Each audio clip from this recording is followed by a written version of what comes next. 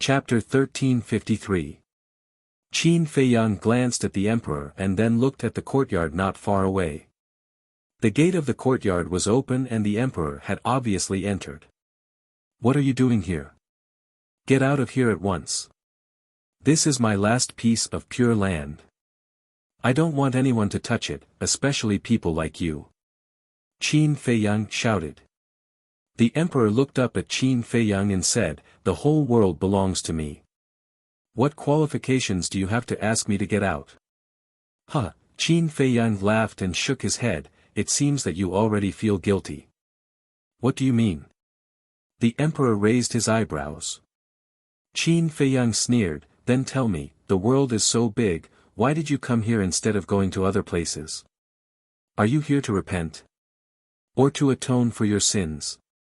Don't be too self-righteous." "I'm not here to repent or atone for my sins, because the decisions I have made in my life are right and I have never regretted it," the emperor said lightly. "Then what are you doing here?" Qin Feiyang shouted. The emperor said, "I'm here to see how down and out you used to be, bastard." Before the emperor could say anything, Qin Feiyang was already furious. "Qin Feiyang, calm down." Old Qin saw that the situation was not good and comforted him. However, Qin Feiyang turned a deaf ear and stared at the emperor, saying, "You're right, you're the emperor. The whole world belongs to you. But listen to me carefully. In this world, not every place is ruled by you. I'll say it one last time, get out of here, otherwise, don't blame me for being ruthless." Boom. After saying that, a monstrous killing intent rushed out from between Qin Feiyang's eyebrows. The kill character was manifested. The bloody kill character made him look like a god of death. Old Qin's heart trembled. It seemed that this place was really a piece of pure land in Qin Feiyang's heart. And the emperor had touched his reverse scale. If this continued, the father and son pair might really come to blows. Scram! Qin Feiyang roared, his voice like a great bell, shaking the sky. Bang! But at this moment, Old Man Qin, who was at the side, suddenly raised his arm and slapped the back of Qin Feiyang's head. Qin Feiyang abruptly turned his head and looked at Old Man Qin as he slowly fell to the ground. At the last moment before he lost consciousness, Qin Feiyang's entire body disappeared with a thought. What happened outside? Inside the castle, Lu Zheng was bewildered.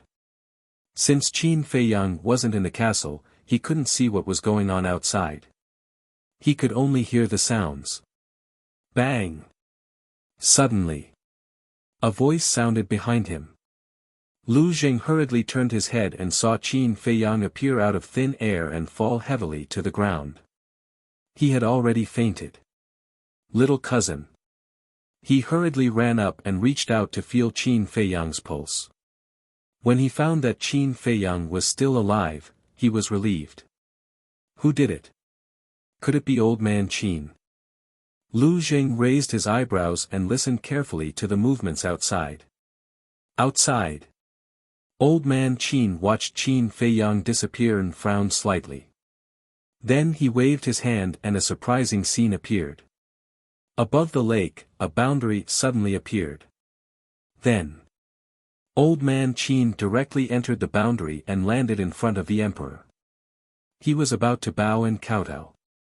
The emperor hurriedly reached out to stop him and said secretly, "Although Qin Feiyang is unconscious, there must be other people in the castle. If you have something to say, just send a message secretly. Don't say it out loud." "Yes." Old Man Qin secretly responded. The emperor glanced at the barrier and sighed inwardly. "It seems that the barrier you set up isn't very useful." The boundary was actually set up by Old Man Qin.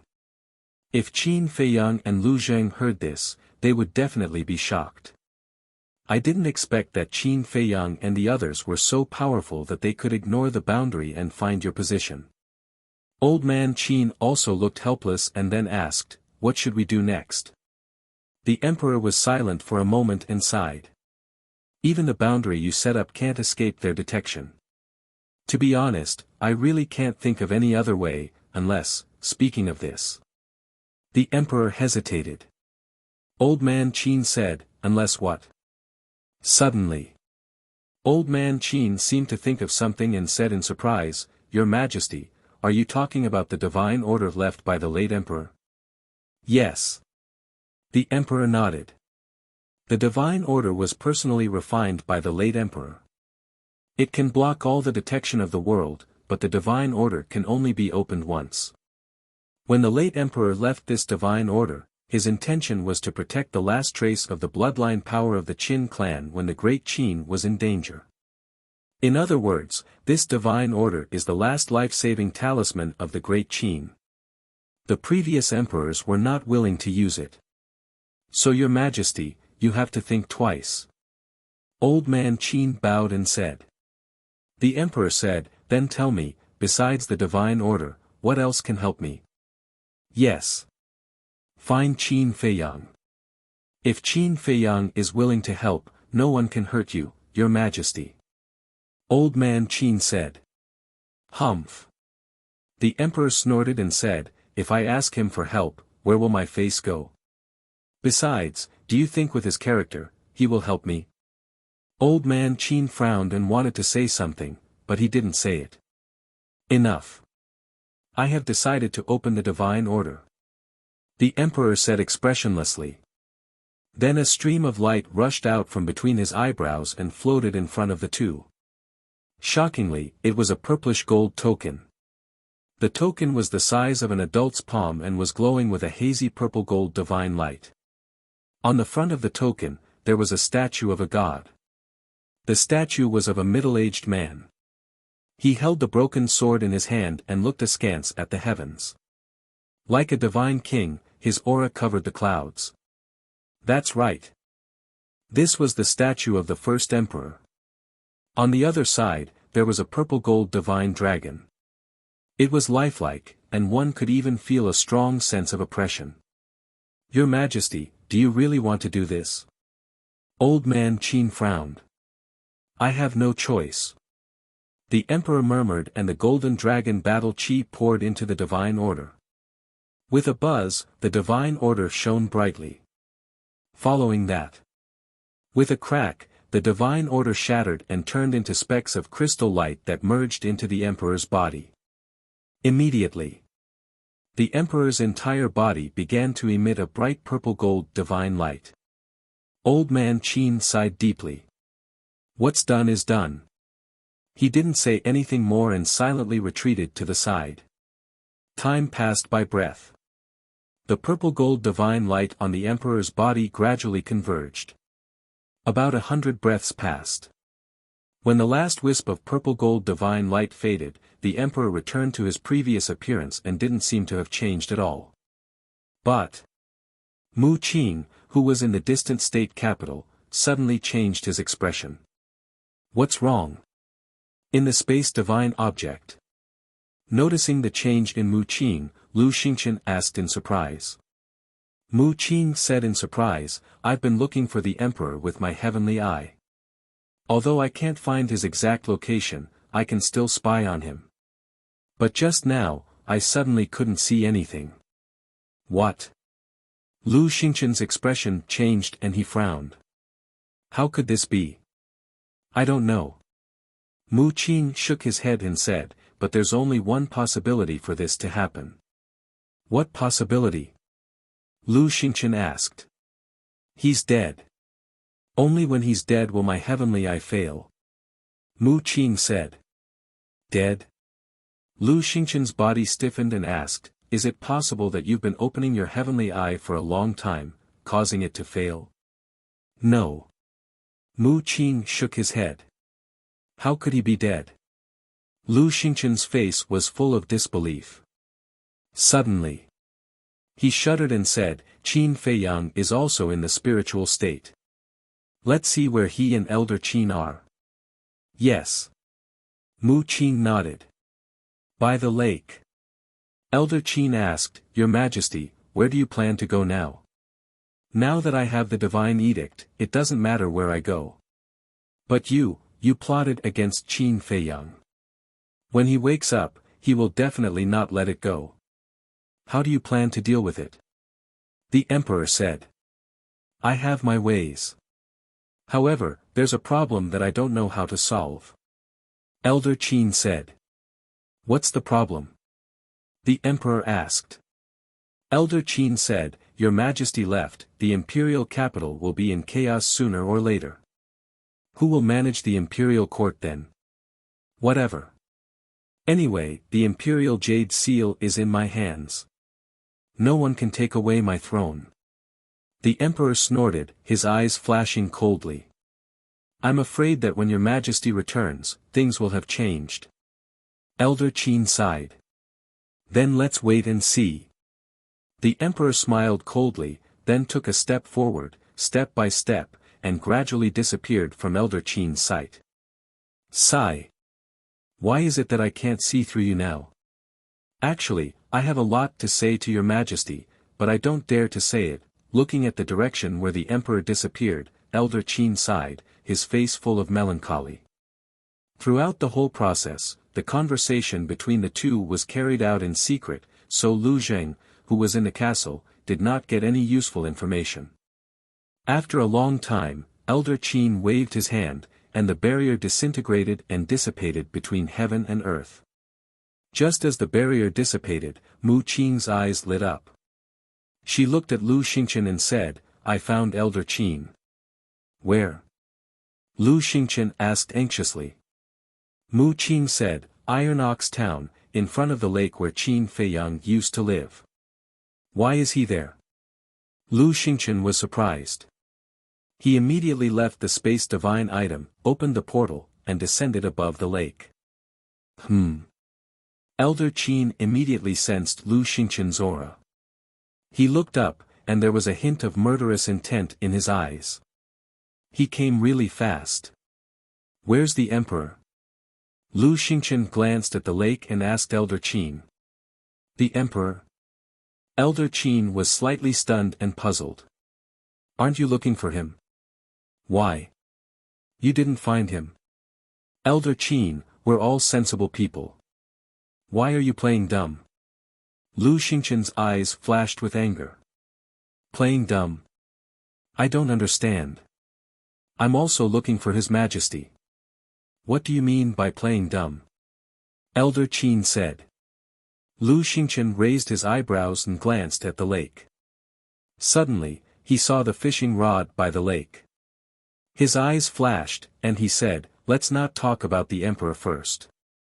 Where's Qin Feiyang? In the castle. Elder Qin said. Lu Xingchen glanced at the void and said, Qin Feiyang, come out. Chapter 1354. Inside the castle. Lu Jing frowned when he heard Lu Xingchen's voice. Then, he looked down at Qin Feiyang. Time passed by slowly. Suddenly, Qin Feiyang's eyelids moved and he slowly opened his eyes. He felt a tearing pain in his head. Elder Qin. This intense pain caused him to immediately recall what had happened before, and his entire body instantly emitted a monstrous vicious aura. Swish. He suddenly got up, rubbed the back of his head, and waved his hand. An image appeared. Where's the emperor? Seeing only Elder Qin and Lu Xingchen in the image, Qin Feiyang raised his eyebrows and asked Lu Zheng. I don't know. I didn't hear anything before. The conversation between the emperor and Elder Qin should be in the dark. Lu Zheng said. Damn it. Qin Feiyang cursed angrily. He didn't expect Elder Qin to sneak attack him. Lu Zheng comforted him, Don't worry. When we return to the capital, I will immediately find the emperor. But why did you faint just now? It's Elder Qin. Qin Feiyang's eyes were filled with coldness. So it's him. In that case, he already knew that the emperor was in the spiritual state. He was just acting with us. Lu Zheng said in realization. Qin Feiyang sneered. The next moment. He appeared beside the lake and glanced at Elder Qin. Then, he looked up at Lu Xingchen. He pointed at Elder Qin and said with a murderous aura, "Let's not talk nonsense. Let's join hands and kill him." Huh? Lu Xingchen was shocked. Elder Qin's expression also changed. He hurriedly said, "Qin Feiyang, listen to my explanation." "What's there to explain?" Qin Feiyang smiled coldly. He looked at Lu Xingchen and waited for Lu Xingchen's reply. Lu Xingchen looked at the two of them suspiciously. "What's going on? Did something happen before he came?" Elder Qin glanced at Lu Xingchen and secretly transmitted his voice to Qin Feiyang, "If I really wanted to kill you, you wouldn't have just fainted. Wake up, killing me won't do you any good." Qin Feiyang said, "Then why did you do that?" Elder Qin said, "He is the emperor of the great Qin, I must protect him." "Is that all?" Qin Feiyang's expression. "Yes. I didn't tell him a single word about what happened between you and me. I didn't betray you, please believe me." Old Qin said with a pleading tone. Qin Feiyang thought to himself, when did the emperor come to the spiritual state? When you came back from the continent. Old Qin said. I see. He entered the spiritual state after I humiliated Zhuge Nanhua. Qin said. Yes.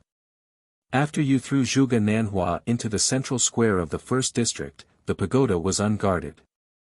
His Majesty took this opportunity to come to spirit state. Elder Qin said. Why did he come to spirit state? Why did he pretend to be killed? Don't tell me you don't know. Qin Feiyang secretly said. This, Elder Qin hesitated and transmitted his voice, I can't tell you for now, but please believe me. I really don't want to harm you. Qin Feiyang's eyes flashed coldly. He must be hiding something from me. Seeing Qin Feiyang and Elder Qin looking at each other in silence, Lu Xingchen knew that the two must be secretly transmitting their voices. Suddenly, his eyes flashed and he smiled, Brother Qin, it's not easy to kill him, but as long as you're willing to lend me Chang Shui, I have full confidence. Clang! Chang Shui immediately appeared in Qin Feiyang's hands. Good, good, good. Lu Xingchen was secretly delighted. Getting rid of Elder Qin was equivalent to getting rid of one of the pillars of the great Qin Empire. It would undoubtedly be easier to destroy the great Qin Empire in the future. At the same time, Elder Qin's body tightened and he said angrily in his heart, Qin Feiyang, don't mess around, okay? You'll only hurt your loved ones and delight your enemies by doing this. Do I have any relatives in the great Qin Empire? Qin Feiyang looked at him coldly. Elder Qin was stunned. That's right. Did Qin Feiyang have any relatives? In the past, he did, and that was Qin Feiyang's mother. But now, Qin Feiyang's mother had disappeared without a trace. As for the others, they were basically the people Qin Feiyang hated the most. It could be said that there was no one in the great Qin Empire that Qin Feiyang cared about. Sigh. Old Qin sighed deeply and said, if killing me can calm the rage in your heart, then do it. But don't forget the promise you made to me in the past to protect the Grand Qin Empire and its citizens. With that, he closed his eyes and had no intention of resisting. Swoosh! Lu Xingchen's eyes flashed as he took a step forward and landed in front of Qin Feiyang, reaching out to grab Chang Shui. But suddenly, Qin Feiyang's mind moved, and Chang Shui turned into a stream of light and disappeared into his energy reserve. Lu Xingchen grabbed nothing and frowned. What do you mean? Can't I change my mind? Qin Feiyang looked at him indifferently. Lu Xingchen went berserk and said angrily, are you messing with me? Aren't you messing with me too? You knew that the emperor was in the spiritual state, but you didn't tell me. Tell me, what are your intentions? Qin Feiyang sneered. Lu Xingchen was furious. Since you're going against me, don't blame me for being ruthless. The conditions I promised you in the Bright Sky Palace are nullified. Qin Feiyang said. Nullified. Hearing this, Lu Xingchen was about to go crazy. Qin Feiyang didn't pay any more attention to him. He looked at old man Qin and said, "And you, don't talk to me about promises. Promises are built on the foundation of trust. But now, you've betrayed the trust between us." Trust? Are you sure you've trusted me completely? Elder Qin said angrily. I admit that I didn't trust you completely, but from the beginning to the end, I've never done anything to betray you. This time, you started it first. So, in the future, I won't interfere in anything, even if the great Qin Empire really changes hands. After Qin Feiyang finished speaking, Lu Xingchen and Lu Zheng heard him without sending a voice transmission. After speaking, he opened the portal and turned to leave. This time, he was really disheartened and tired of these schemes. He didn't want to care about those trivial matters anymore. Elder Qin looked at Qin Feiyang's back with bitterness in his heart. Lu Xingchen raised his eyebrows, glanced at Elder Qin, and followed him into the space artifact. He immediately became furious and roared, "Damn it, damn it! My lord, please calm down." Mu Qin bowed. It wasn't easy to get Qin Feiyang to agree to my conditions, but it's nullified just like that. How can I not be angry? Lu Xingchen roared. His original plan was to find the emperor and then control him. In this way, the great Qin Empire would become the Tianyang Empire sooner or later, but in the end, he went for wool and came home shorn. Mu Qin's expression was also full of anger. This matter is a little strange. Lu Xingchen said in a deep voice, "Say it. If the emperor is really here, how did Qin Feiyang find him before us? Did Elder Qin tell him?" But looking at his attitude towards Elder Qin, it seems that Elder Qin didn't tell him. So, I think there's a big mystery here. Mu Qin said. That's right. You didn't find him even with the all-seeing eye, so how did he find him? Although this is where Qin Feiyang used to live, the emperor and Qin Feiyang have a deep hatred. Who would think that the emperor would come here? I'm afraid that even Qin Feiyang himself wouldn't think of it. Lu Xingchen's eyes flickered. Mu Qin said in surprise, could it be that Qin Feiyang also has some treasure that can spy on the whereabouts of others? Or secret? This, Lu Xingchen was stunned. That's impossible, right? If he really has it, then why did he ask you to use the all-seeing eye to find the emperor? This is also what I can't figure out. Is it really a coincidence? Mu Qin frowned. Back to Qin Feiyang. He had already entered the secret chamber below the Butterfly Valley. Without any delay, he opened the portal and returned to the Bright Sky Palace. Then, he entered the ancient castle and opened the six-word divine formula. Lu Xing glanced at him and went forward to ask, are you really going to ignore it? Qin Feiyang nodded. Even if I can find the emperor's whereabouts again? Lu Xing asked again. There's no need. I'm tired. Qin Feiyang said. Sigh. Lu Xing sighed helplessly and said, send me out. Qin Feiyang waved his hand without looking back. Lu Xing disappeared immediately. Qin Feiyang also began to copy the second stroke of the Xing character formula. Great Qin Empire, in a remote village. Here. There was no killing, no quarrel. The villagers left early and returned late, farming and reclamation, showing a peaceful atmosphere. At this moment, in the center of the village, in front of a wooden building, an old man in linen clothes was half lying on a shabby wooden armchair, holding an old cattail leaf fan in his hand. The old man shook the cattail leaf fan to drive away the heat while telling a story with a kind smile on his face. Next to him, a group of teenagers ranging from a few years old to a teenager listened with great interest. Little stars would appear in their big eyes from time to time.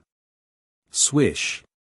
Suddenly, A dark-skinned young man appeared beside the old man out of thin air. Brother Zheng. The group of teenagers immediately got up and surrounded the young man. The young man was Lu Zheng. Lu Zheng rubbed the head of a teenager dotingly and said with a smile, "I have something to tell second grandpa now. You guys go and have fun first." Okay. The group of teenagers was very obedient.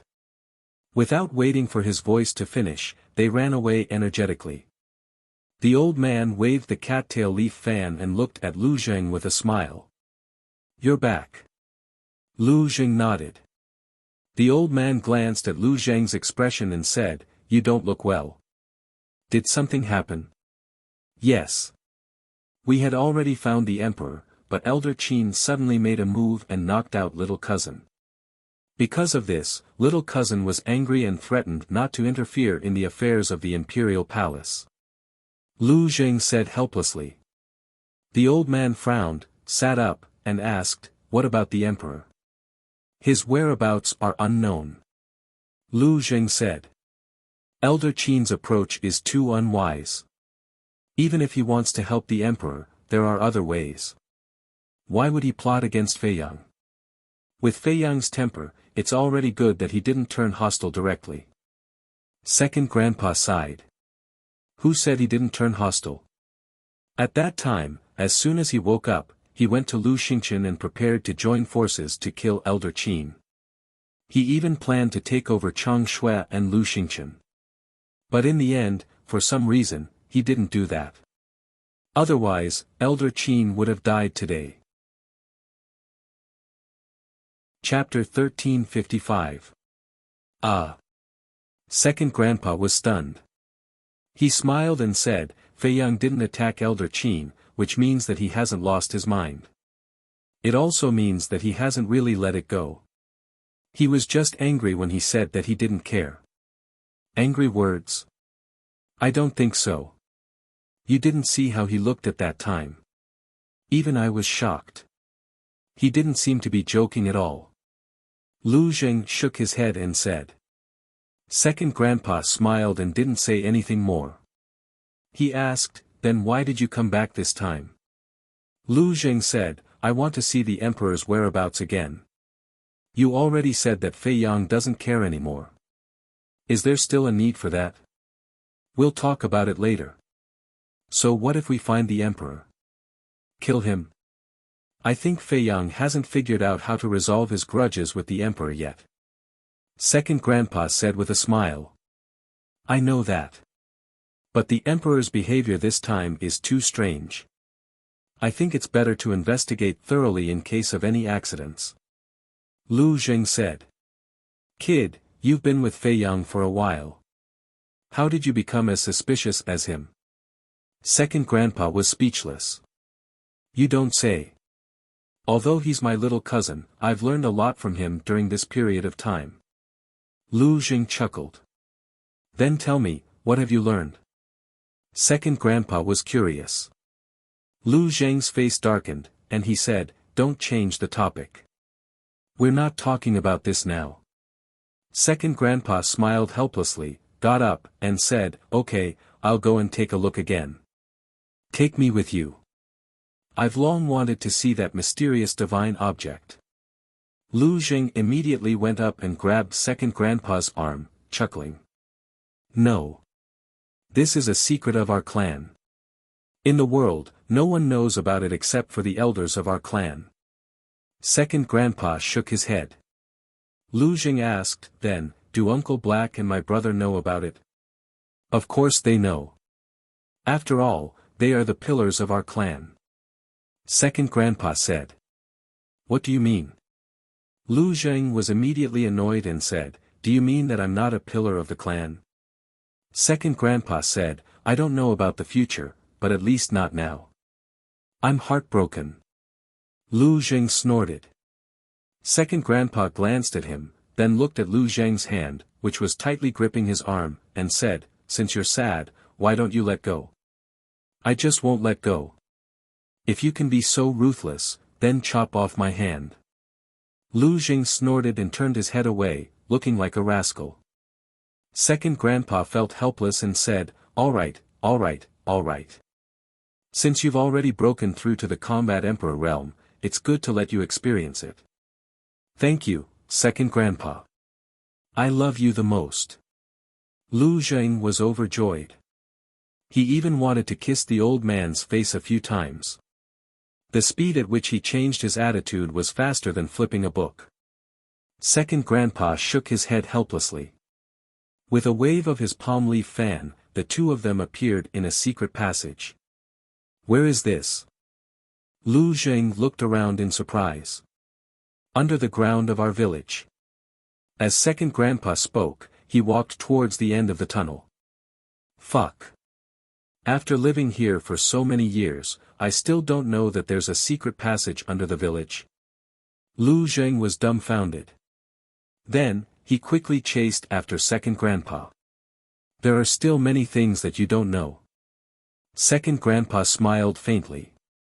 "Yes. That genius brother of mine knows everything, but I'm like a blank piece of paper. This is the difference in treatment. I'm just wondering why I was born in the Lu family. How unlucky." Lu Zheng complained unhappily. When Second Grandpa heard this, the veins on his forehead bulged. He flicked Lu Zheng's head with the back of his hand. Lu Zheng grimaced in pain, looking aggrieved. "Is it because I haven't hit you in so long that your skin is itching for a beating?" Second Grandpa glared at him and continued walking forward. "Biased." Lu Zheng groaned. His face was full of displeasure. After walking for a while, flames suddenly appeared in front of them. Lu Zheng looked at the light curiously and forgot about the pain in his head. He couldn't help but quicken his pace. Soon, he saw that the light came from a grotto. "This is it." Second Grandpa stopped in front of the grotto and pointed down. Lu Zheng looked down. The grotto was round and bottomless. Its diameter was more than 100 feet. It was like a dark bottomless pit, exuding a mysterious aura. In the middle of the grotto, dozens of meters below, there was a fiery red mirror floating in the air. The mirror was oval in shape and was the size of two grown men's palms. It flickered with divine light, making the grotto as bright as day. The frame of the mirror was made of a kind of crimson divine iron. Two fire phoenixes were carved on it. The power of a divine beast could be felt from afar. "What's that?" Lu Zheng was surprised. "The sky mirror." Second Grandpa looked at the divine mirror. His eyes, which had always been calm and tranquil, were now filled with dazzling divine light. "The sky mirror?" Lu Zheng was slightly taken aback. He murmured, "The name sounds quite impressive. I wonder if it's really that powerful." Second Grandpa snorted. "The sky mirror can see through the laws of heaven and earth and peek at the source of all things. It is the most precious treasure in the world. Its power is not something a young boy like you can imagine." "Really?" Lu Zheng was in disbelief.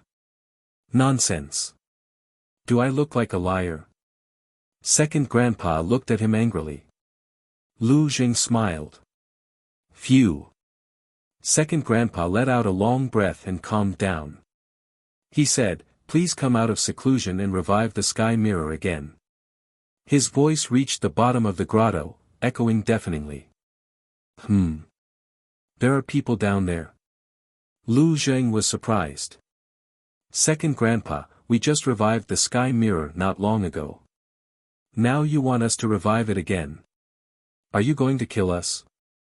A dissatisfied voice sounded from below the grotto.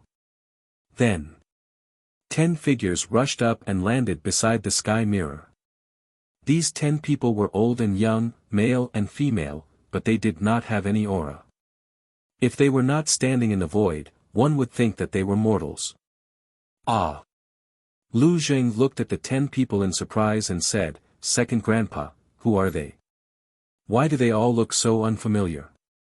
Are they the old monsters of our Lu family who have died?" "Old monsters?" The 10 people were stunned. They turned to look at Lu Zheng. Their faces were dark, and the veins on their foreheads were bulging.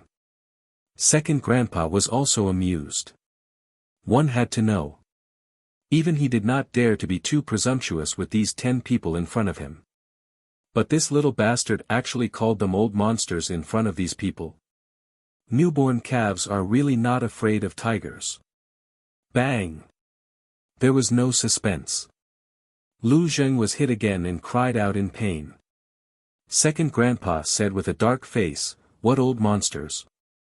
Don't you have any manners? Call him ancestor. They are indeed those old monsters. I thought they were all dead. It turns out that they are all alive and well." Lu Zheng pursed his lips, looked at the 10 people, and bowed. "Greetings, ancestor." Only then did the 10 people's expressions ease up. But suddenly, Lu Zheng rushed in front of them, licked his face, and said with a smile, "Ancestor, this is the first time we meet. Do you have any greeting gifts? I am not greedy. 7 or 8 divine artifacts will be enough."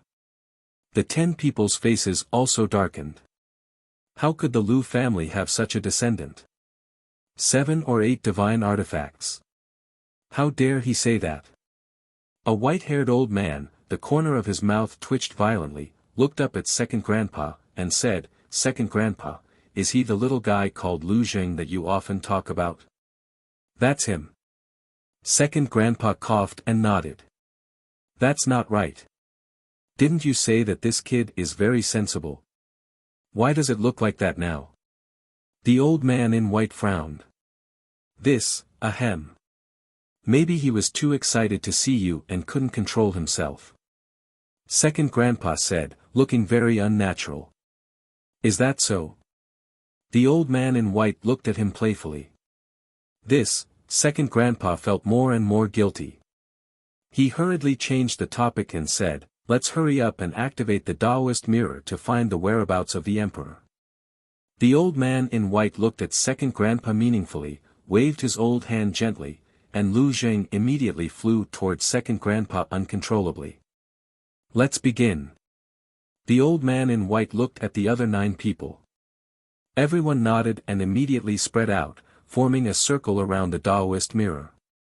Then, the 10 people looked at each other and nodded at the same time. Boom! 10 terrifying divine auras immediately rushed out of the 10 people's bodies.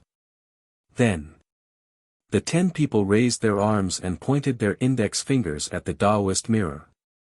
The power of the fake gods suddenly emerged from their fingertips and rushed toward the Taoist mirror like a tide. Damn, there are 10 fake gods. I always thought that the Lu family only has a few fake gods on the surface.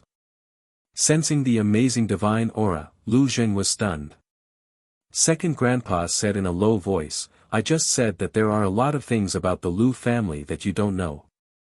Lu Zheng glanced at Second Grandpa and suddenly smiled mischievously. "Second Grandpa, is what the old man said true?" Second Grandpa was a little annoyed and said expressionlessly, "What do you mean true? I don't understand." "Stop pretending. That old man clearly said that you said that I was very sensible in front of them. Second Grandpa, in fact, you still feel sorry for me in your heart, right?" Lu Zheng laughed. "Yes. I do feel sorry for you, but who told you to be so disappointing? Do you know why I said that to them?" Second Grandpa said angrily. "Why?" Lu Zheng was curious. "Because they have the divine arts in their hands. This old man is saying this to leave a good impression on you in their hearts. But you revealed your true nature as soon as you saw them and even called them old monsters. You're really bold. Now, I'm afraid that they are very disappointed in you." Second Grandpa looked at him as if he had expected better from him. "Oh, why didn't you say such a good thing earlier?" When Lu Zheng heard this, it was too late for regrets. Second Grandpa rolled his eyes and said, "Your eldest brother is not like you. When he first came to meet them, he was very mature and steady. At that time, they gave him a divine art. Obviously." Second Grandpa was deliberately provoking him. Oh my God! My divine art! When Lu Zheng heard that, his intestines turned green with regret and he cried out in sorrow. Second Grandpa gloated and said to himself, but don't be sad. They are not unreasonable people. As long as you perform well in the future, you will have a chance. Really?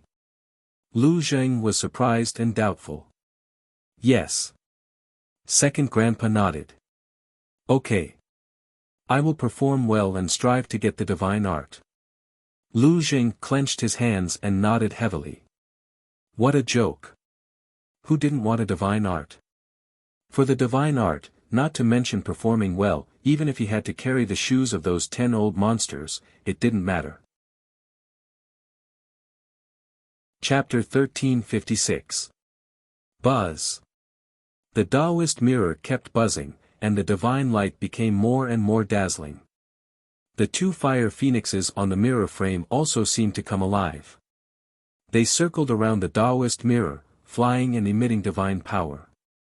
Amazing! Lu Zheng muttered. He looked at the 10 people again, and a touch of surprise appeared in his eyes. He discovered that there were bean-sized beads of sweat on the 10 people's foreheads. Even his face was faintly pale. What's going on? Lu Zheng looked at the 10 people in confusion. One had to know that these were 10 false gods. 10 false gods working together were still so difficult. He swallowed and asked in a low voice, Second Grandpa, what level is this Taoist mirror? I don't know either. However, at least 10 false gods are needed to revive the Taoist mirror. Second Grandpa said to himself. What? At least 10 false gods. Lu Zheng was stunned, and his breathing became rapid. He muttered, so, it's much more powerful than Mu Qing's all-seeing eye. They can't be compared. The all-seeing eye is a fighting soul. Its power will continue to increase as its owner's cultivation level increases. Second Grandpa said. Lu Zheng said in surprise, you mean, Mu Qing's all-seeing eye will surpass the Taoist mirror sooner or later? That's inevitable. Second Grandpa nodded. Lu Zheng was speechless. He said, it seems that we have to find a chance to get rid of this person. If there's a chance, it's best to get rid of him. Otherwise, this person will become our biggest enemy in the future. However, it won't be easy for him to surpass the Taoist mirror. Because according to my research, the Taoist mirror should be a divine artifact of the same level as Chang Shui and the castle. Of course, this is just my guess. Maybe Chang Shui and the castle are of a higher level than the Taoist mirror. Second Grandpa laughed secretly. Wait. Are you sure that the Taoist mirror is of the same level as Chang Shui? Lu Zheng frowned. Why do you ask? Second Grandpa was suspicious. Last time in Wang Yangfeng's village, in order to kill the state preceptor, my younger cousin lent Chang Shui to Renduxing. At that time, Renduxing revived Chang Shui with just a wisp of his divine consciousness. But now, the sky-stealing mirror needs 10 fake gods to be revived. Why does it seem like Chang Shui's level is lower than the sky-stealing mirror? Lu Zheng was doubtful. Are you sure that Renduxing has fully recovered? Second Grandpa chuckled. What do you mean? Lu Zheng was stunned. Chang Shui is not as simple as you think. When Renduxing revived Chang Shui, he probably didn't even have 1/10 of its power. Although this old man doesn't know exactly how strong Chang Shui is, this old man can determine that if he fully recovers, he should be able to destroy half of the Great Qin Empire, or perhaps even stronger. Second Grandpa said. What? Lu Zheng was dumbfounded and asked, can't the sky-stealing mirror do the same? No. Although the sky-stealing mirror can spy on everything, it's not very lethal. It's considered an auxiliary divine object. Of course, it's not without any lethality. Second Grandpa said. I see. Lu Zheng looked at the sky-stealing mirror. Although it was only an auxiliary divine object, it was an invincible existence in today's world. If he could get it, thinking of this, he couldn't help but feel excited. Don't blame this old man for not telling you in advance. The sky-stealing mirror is the most precious treasure of the Lu family. If you dare to do anything to it, second grandpa smiled coldly, pointed at the 10 people, and said, they will let you taste despair. How dare I? Lu Jing smiled embarrassedly. Boom! Before he finished speaking, a mighty aura rushed out of the sky-stealing mirror. There seemed to be images flashing on the transparent mirror, but they were very blurry and couldn't be seen clearly. How could this be?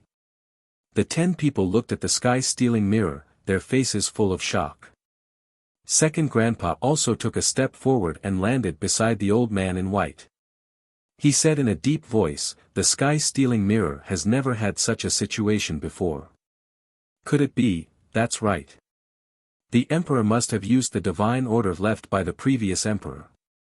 The old man in white said. Is he crazy? For 10,000 years, no emperor has used the divine order because they all know that the divine order is the last life-saving talisman of the great Qin Empire. Has he never thought about how to protect the great Qin Empire when it faces a disaster in the future? Second grandpa was furious. The old man in white looked at second grandpa and sighed. Our current emperor is a little selfish. The others also frowned. Lu Jing noticed that the atmosphere was not right.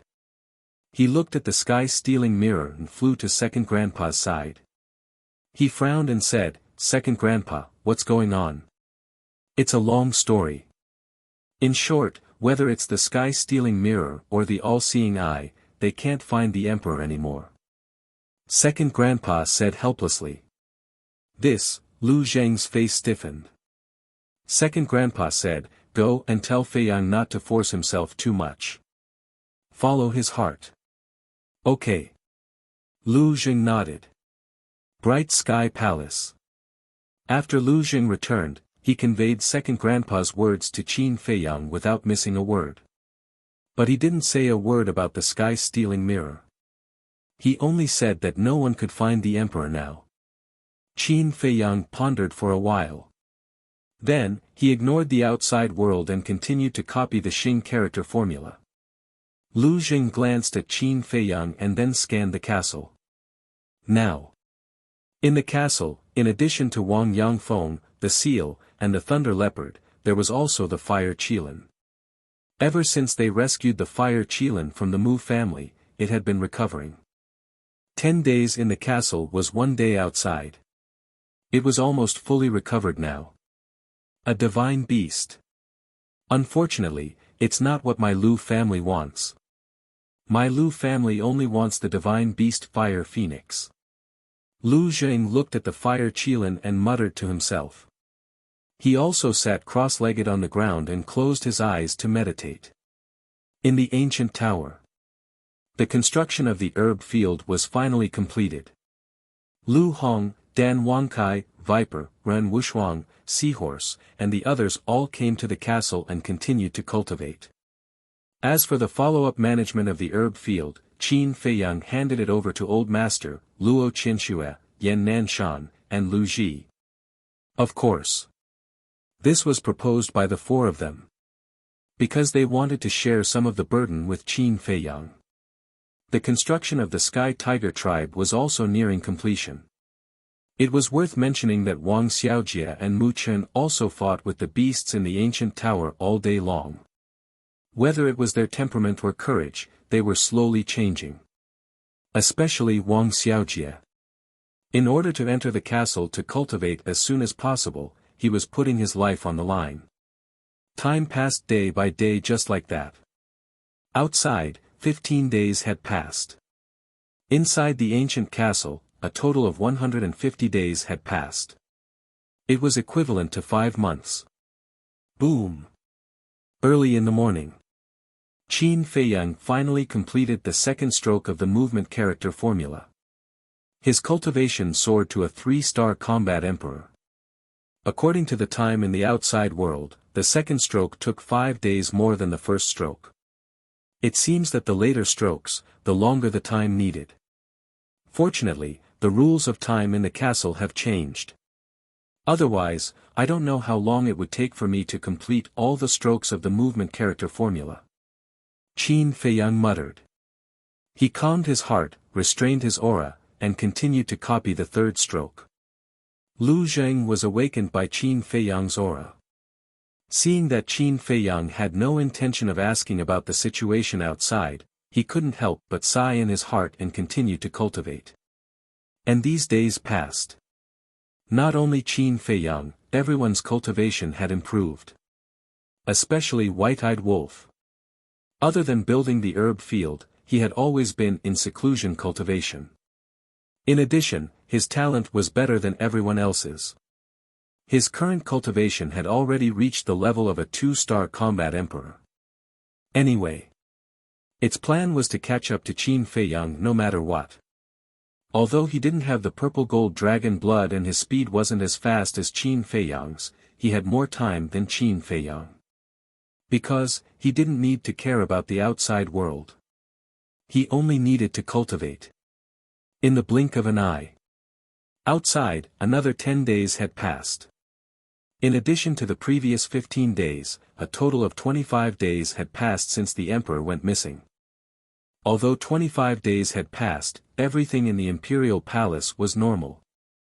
There were no disturbances in the imperial capital. Because, whether it was the imperial tutor or old man Qin, they were both deliberately blocking the news of the emperor's disappearance. As for Lu Xingqian, he unexpectedly remained silent. However, although the imperial capital looked calm on the surface, the competition between old man Qin and the imperial tutor had never stopped.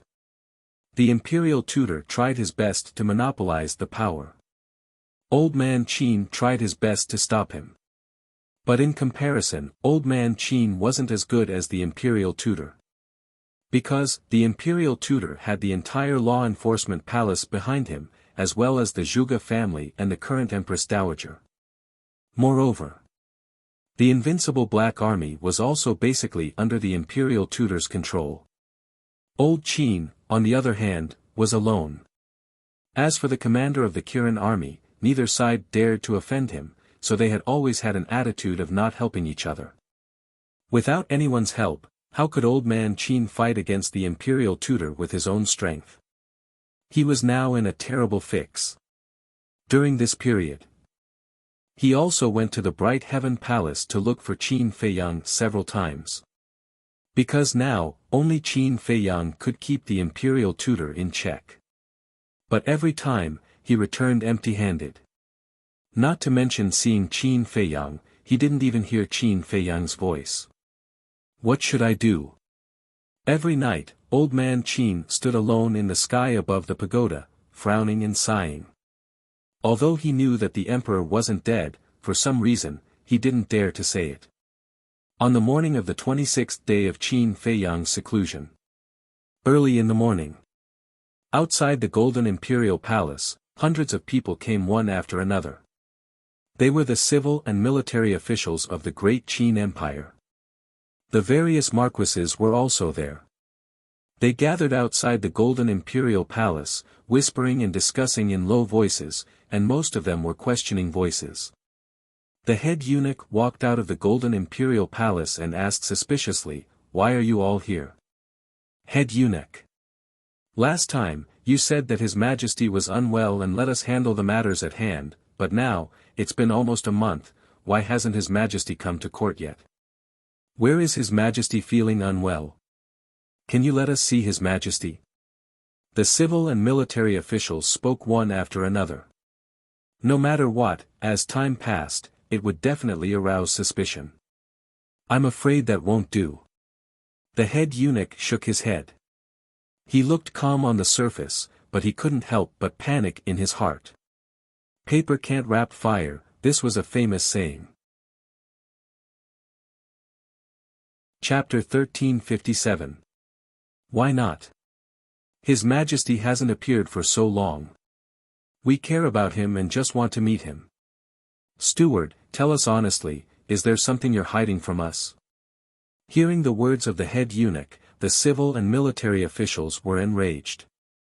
His tone also became aggressive.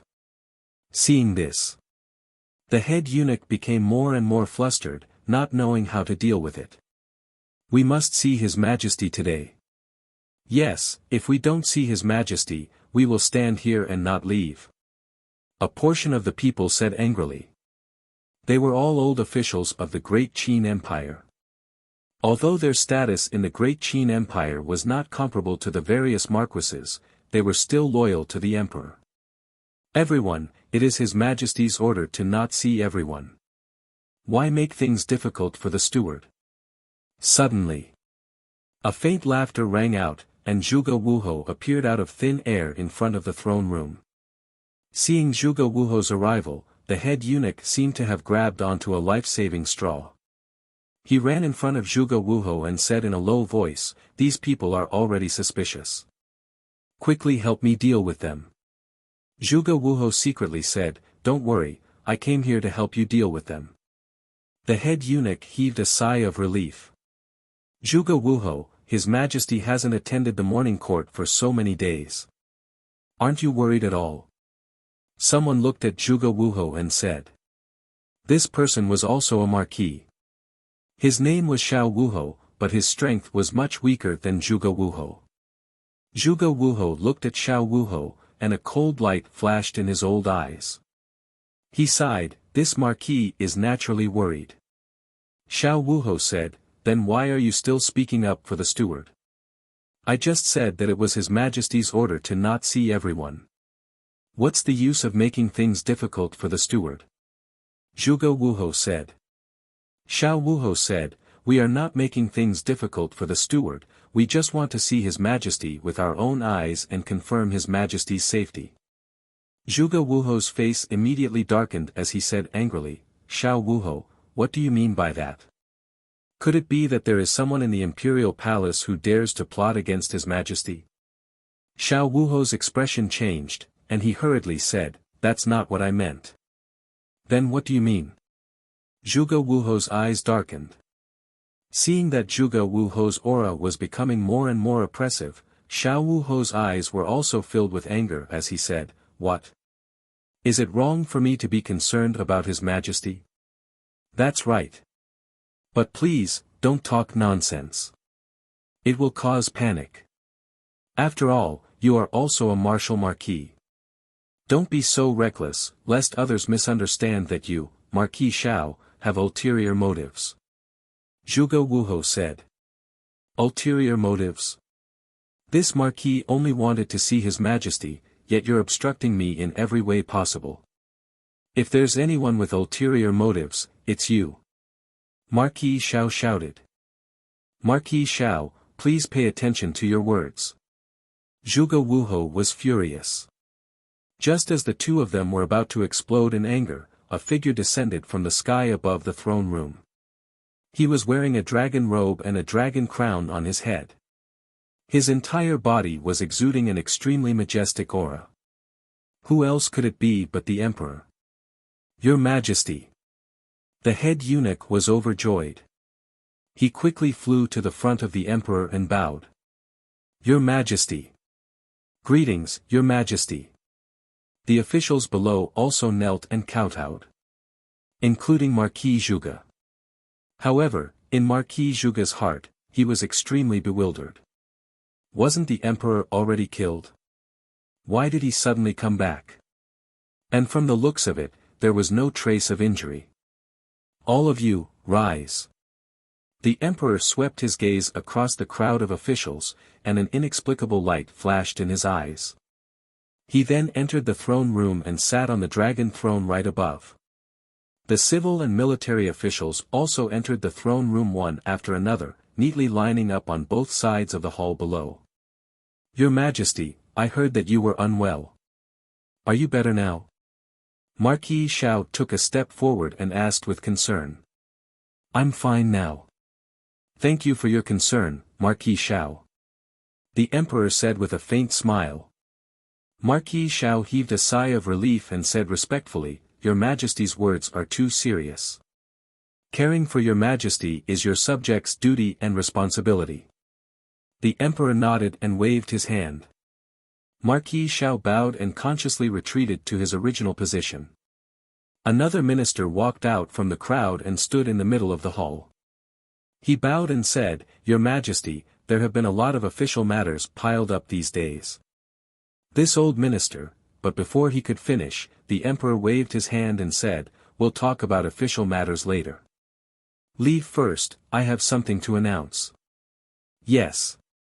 The minister was slightly taken aback, respectfully responded, and then retreated into the crowd. The emperor glanced at the civil and military officials. The civil and military officials also looked at the emperor suspiciously. For a moment, the throne room fell into a dead silence. A moment later, the emperor finally broke the silence and said with a smile, "The matter that I want to announce is a great thing for my great Qin Empire." "What good thing?" Marquis Zhuge's eyes flashed as he asked with a smile. The emperor said, "I have already comprehended the profound meaning of becoming a god." "What?" Marquis Zhuge was shocked. The others were stunned for a moment, and then they were all overjoyed. The emperor smiled and said, "However, I have just entered the threshold and still need to comprehend it. Therefore, I have decided to go into seclusion for a period of time. This is indeed a good thing. Your Majesty, becoming a god is what everyone wants. We support your Majesty." The civil and military officials laughed. The emperor smiled and said, "However, during this period of time when I am in seclusion, someone must be in charge of the court. After thinking about it, I finally found a suitable candidate." "Who?" Everyone looked at the emperor in confusion. There was expectation and desire. Being in charge of the imperial court was a good job, and everyone wanted it. The emperor glanced at the officials and said with a smile, "This person is the imperial preceptor. The imperial preceptor is highly respected and resourceful. I am most at ease with him taking charge of the court. I wonder if anyone has any objections." Hearing this, many people had a trace of disappointment in their eyes. In terms of qualifications and strength, no one can compare to the imperial preceptor. This old official has no objections. This old official has no objections either. Several officials expressed their opinions one after another. When the others heard this, they also shook their heads, indicating that they had no objections. Very good. The emperor's dragon face was overjoyed. He looked at the eunuch on the side and said, "Summon the imperial preceptor." "Yes." The eunuch responded respectfully and said loudly, "Imperial preceptor." Before his voice faded, the imperial preceptor appeared outside the throne room and strode into the throne room. He bowed and said, "This old official greets your Majesty." "Did you hear what I said before?" the emperor asked. "Yes." The imperial preceptor replied respectfully. The emperor asked, "Then are you willing to take on this heavy responsibility? This is this old official's honor. This old official will do his best to manage the court and wait for your Majesty to come out of seclusion." The imperial preceptor lowered his head and said, not declining at all. Because this was exactly what he wanted. "I believe in you." The emperor nodded, then looked at the officials and said, "If there is anything in the future, there is no need to go through me. You can directly report to the imperial preceptor." "Yes." Everyone replied. The emperor waved his hand and said, "Then you can leave first. I still have things to tell the imperial preceptor." "Oh right, Zhuge Wuho, stay. This official will take his leave." The civil and military officials bowed respectfully, then turned around and left the throne room in an orderly manner. Zhuge Wuho stood below, looking at the imperial preceptor and the emperor, his eyes filled with suspicion. The emperor looked at the eunuch and said, "You can leave as well. Close the door on the way." "Yes." The eunuch replied and quickly ran out, closing the door. After the door was closed, the imperial preceptor waved his hand and a barrier appeared, enveloping the entire hall. This barrier had the effect of soundproofing.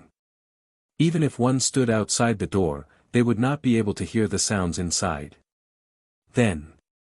The imperial preceptor turned to look at Zhuge Wuho and chuckled, "Are you very puzzled right now?"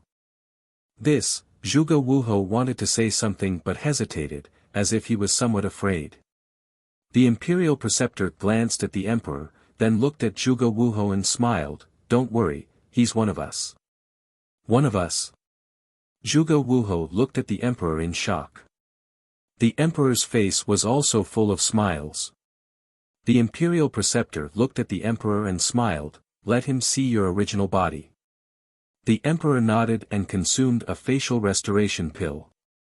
Immediately. Whether it was the emperor's figure or face, they all began to change. Finally. A familiar face appeared in Zhuge Wuho's line of sight. If Qin Feiyang was here, he would be able to recognize him at a glance. This person was Zhuge Nanhua. This, Zhuge Wuho was stunned. Zhuge Nanhua laughed, "How is it, are you surprised?" Zhuge Wuho was stunned, he looked at the imperial preceptor and Zhuge Nanhua, and asked, "What exactly is going on?" Zhuge Nanhua said, "This is the first step of our plan." At the same time. Pagoda. A middle-aged man wearing Kirin armor suddenly descended in front of the pagoda. It was the commander of the Kirin army. Old man Qin sat cross-legged in front of the pagoda. Sensing the aura of the commander of the Kirin army, he opened his eyes and asked, "What are you doing here?" "Let me tell you a piece of good news. His Majesty is back." The commander of the Kirin army laughed. "What?" Old man Qin suddenly stood up, his face full of surprise. He had been guarding the pagoda the entire time.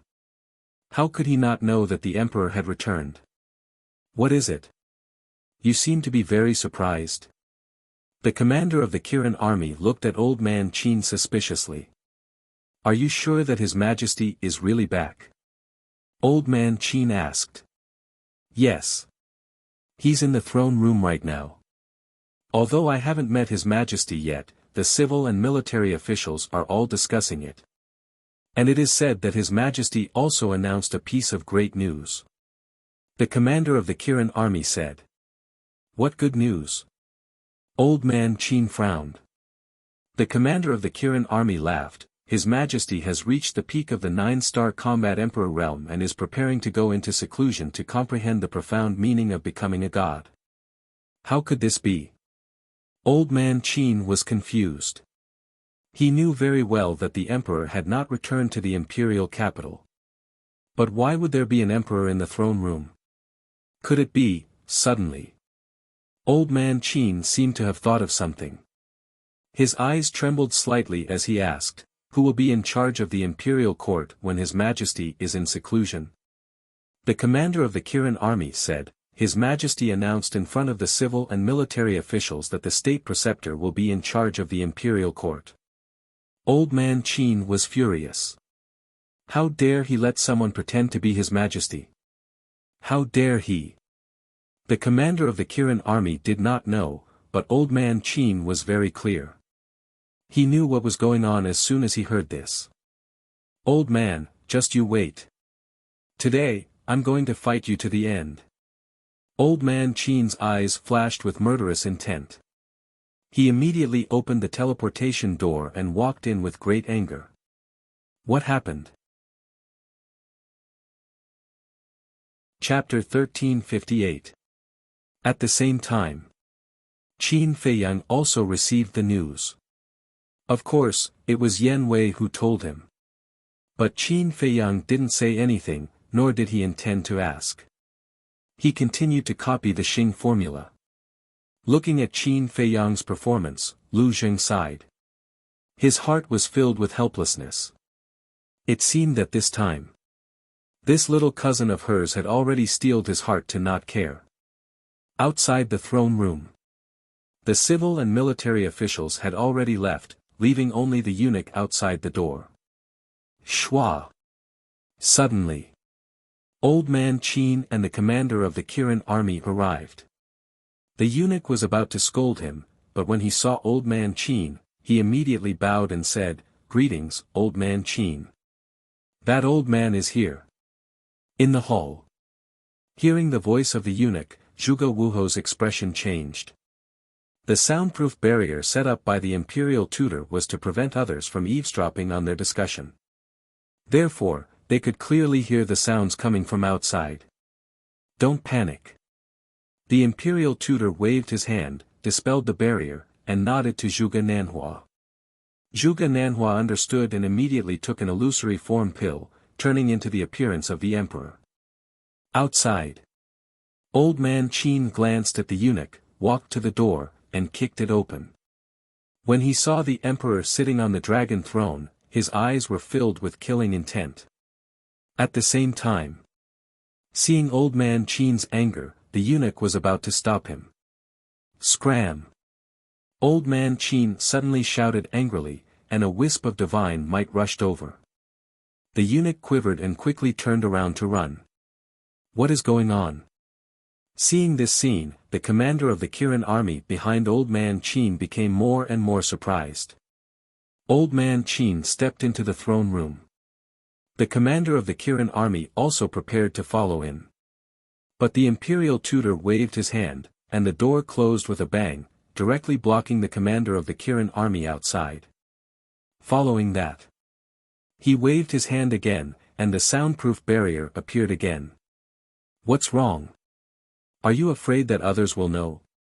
Old Man Qin sneered. The imperial preceptor smiled faintly and said, What is there to feel guilty about? Old Man Qin sneered as he looked at Zhuge Nanhua who was sitting on top. His entire body emitted a monstrous aura. You think you can sit in this seat? Get out. In a flash, Old Man Qin appeared in front of Zhuge Nanhua and slapped him across the face. Ah! With a blood-curdling scream, Zhuge Nanhua was sent flying and crashed into a stone pillar. Blood spurted out from his mouth. The imperial tutor and Zhuge Wuho were shocked. The next moment, the two of them ran to Zhuge Nanhua's side. Zhuge Wuho supported Zhuge Nanhua. The imperial preceptor glared at Old Man Qin and shouted, Old thing, have you eaten the guts of a leopard? How dare you slap His Majesty? Your Majesty. Old Man Qin's hair stood up in anger as he said, The one who ate the guts of a leopard is you. You actually dared to let someone impersonate His Majesty. How should you be punished? The imperial preceptor's heart skipped a beat. He frowned and said, What did you say? What do you mean by impersonating His Majesty? Still playing dumb? Old Man Qin sneered, took out a facial restoration pill, threw it at Zhuge Nanhua's feet and said, Whether it is an impersonation or not, you will know after consuming this facial restoration pill. Zhuge Nanhua looked at the facial restoration pill and looked at the imperial preceptor in panic. Zhuge Wuho's face was also filled with fear. How could Old Man Qin be so sure that the emperor was an impersonation? One had to know. The emperor had been killed and his life and death were unknown. Now, no one knew where he was. However, the moment Old Man Qin entered the room, he immediately concluded that the emperor in front of him was an impersonator. This was too strange. Could it be, suddenly? The imperial preceptor, Zhuge Wuho, and Zhuge Nanhua's eyes trembled at the same time. Could it be that Old Man Qin knew where the real emperor was? What are you waiting for? Quickly consume the facial restoration pill. True gold is not afraid of fire. If you are really His Majesty, this old man is willing to die for my previous recklessness. Old Man Qin shouted. Looking at Old Man Qin's sinister eyes, Zhuge Nanhua's heart was filled with panic, and his body couldn't help but tremble. Haha, the imperial preceptor raised his head and laughed out loud. Old Man Qin's gaze turned and landed on the imperial preceptor. His old eyes were filled with bone-piercing killing intent. The imperial preceptor stopped laughing and looked at Old Man Qin.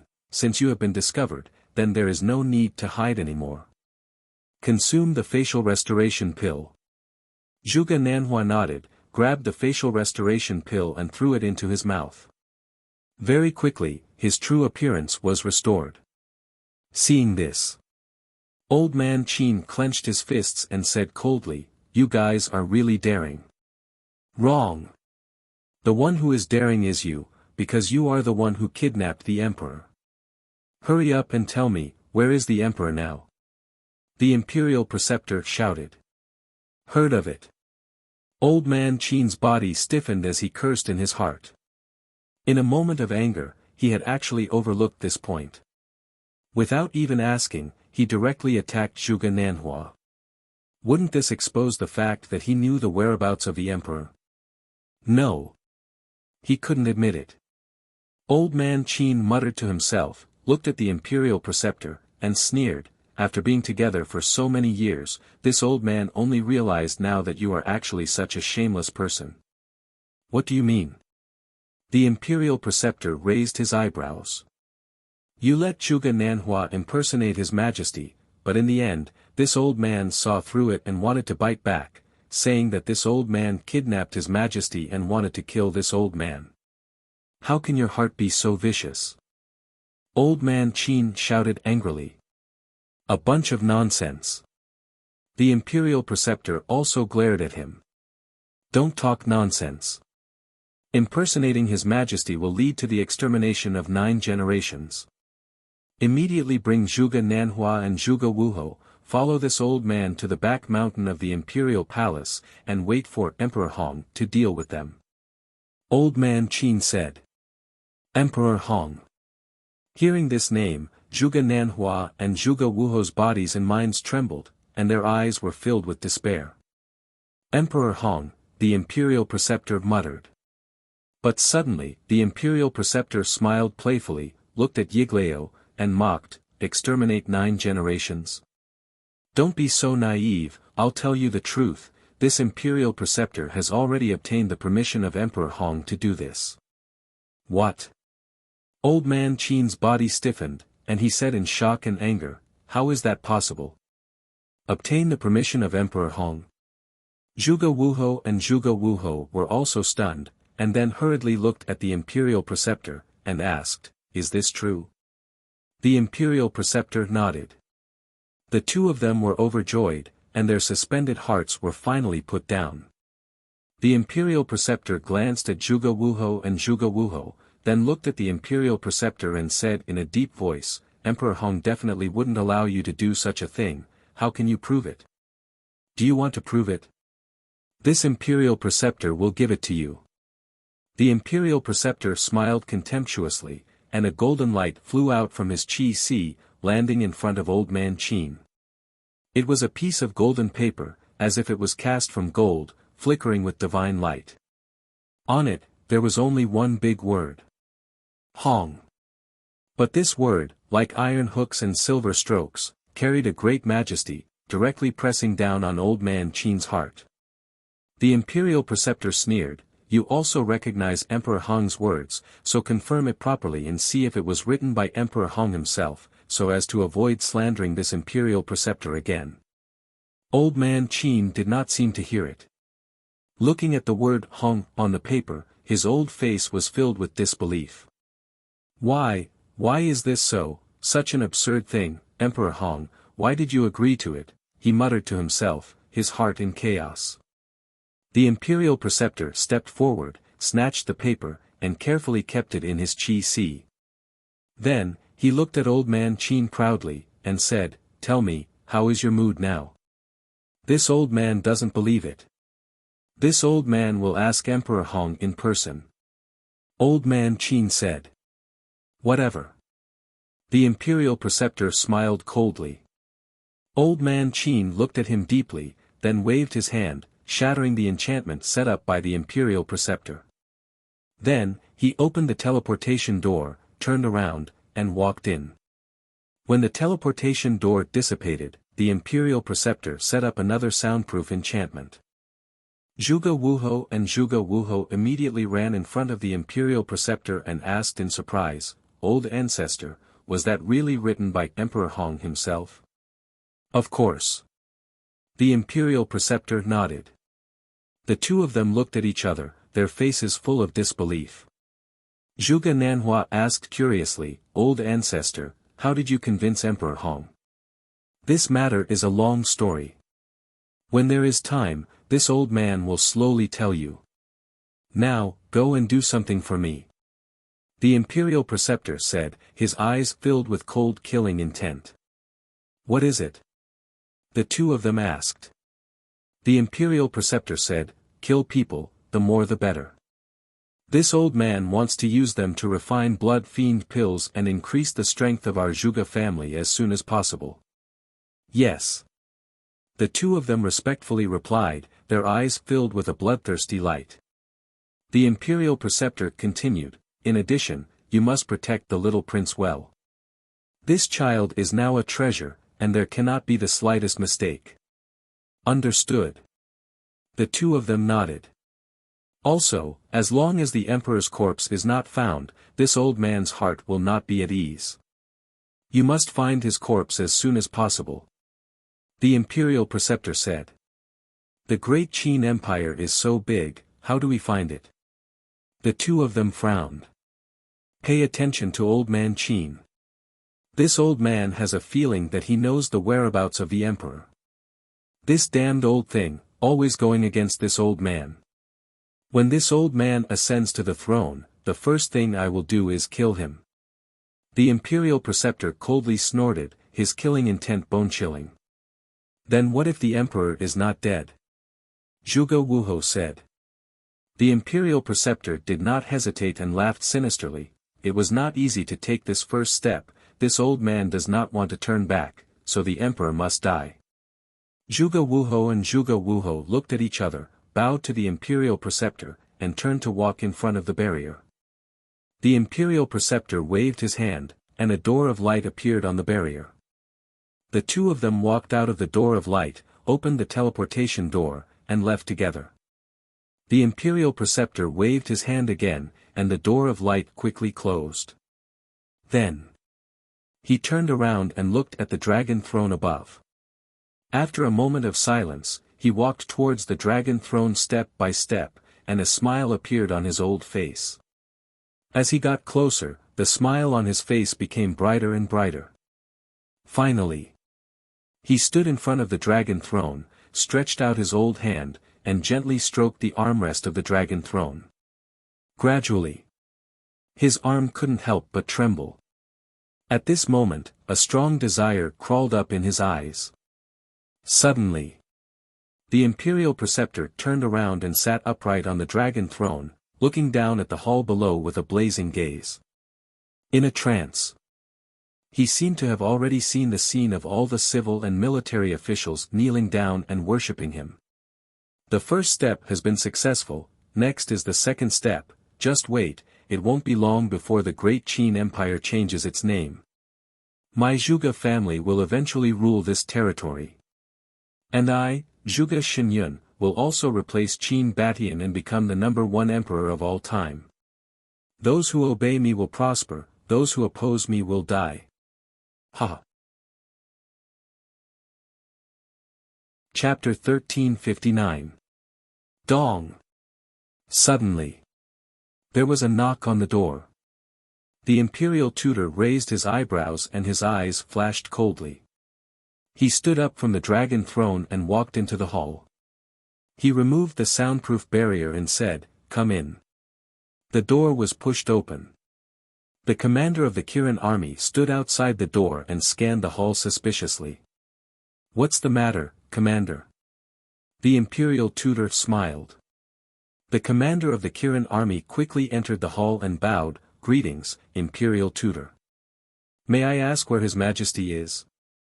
The imperial tutor said, "His Majesty has gone into seclusion to cultivate. You can report to me if there's anything." "Nothing much. It's just that I haven't seen His Majesty for a long time and I miss His Majesty." The commander of the Kirin army smiled. The imperial tutor smiled and said, "The commander is loyal to His Majesty. It's really a blessing for the great Qin." But there was a trace of killing intent in his smile. In fact, a long time ago, he personally looked for the commander of the Kirin army and wanted to recruit him as his confidant. After all, the commander of the Kirin army controlled the entire Kirin army. If he could recruit the commander of the Kirin army and the invincible Black Army, then the entire imperial palace would be under his control. But the commander of the Kirin army was too loyal to the emperor. No matter what conditions he offered, he would not agree. If he couldn't recruit him, then he could only eliminate him. But in the past, it was inconvenient for him to do it because the emperor was there.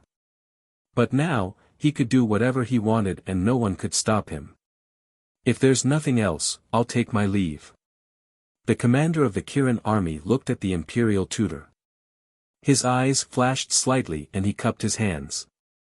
After that, he turned and walked out without waiting for the imperial tutor's response. He was so eager to leave, not because he saw the killing intent in the imperial tutor's eyes, but because he felt uncomfortable being alone with the imperial tutor. Wait. The imperial tutor looked at the back of the commander of the Kirin army and suddenly said. The commander of the Kirin army froze. He looked back at the imperial tutor and asked, "Do you have any other orders? Do you remember what I told you before? Now, I'll give you another chance. As long as you follow me, I'll let you enjoy endless glory and wealth." The imperial advisor said. "My lord. This is the throne room. Isn't it inappropriate to talk about this in the throne room?" The Kirin army commander narrowed his eyes and asked cautiously. Haha, the imperial preceptor laughed and shook his head. "You're too naive. Since you can't be used by me, then I can only." The Kirin army's commander felt a strong sense of uneasiness before the Grand Master could finish his words. Without any hesitation, he turned and rushed out of the door. "You want to leave?" The Grand Master's face was full of sarcasm. His divine power was like a waterfall, directly imprisoning the commander of the Kirin army in the void. Imperial tutor. This is the imperial palace. What do you want to do? The commander of the Kirin army shouted. Since you won't obey, then this imperial preceptor can only kill you to prevent you from becoming an obstacle to this imperial preceptor in the future. The imperial preceptor's eyes were brimming with undisguised killing intent. He had heard of it. The commander of the Kirin army's heart sank. The imperial preceptor raised the corner of his mouth and raised his arm. The false god power surged at the tip of his index finger. Feeling the terrifying killing intent, the commander of the Kirin army felt a chill down his spine. He couldn't help but feel despair.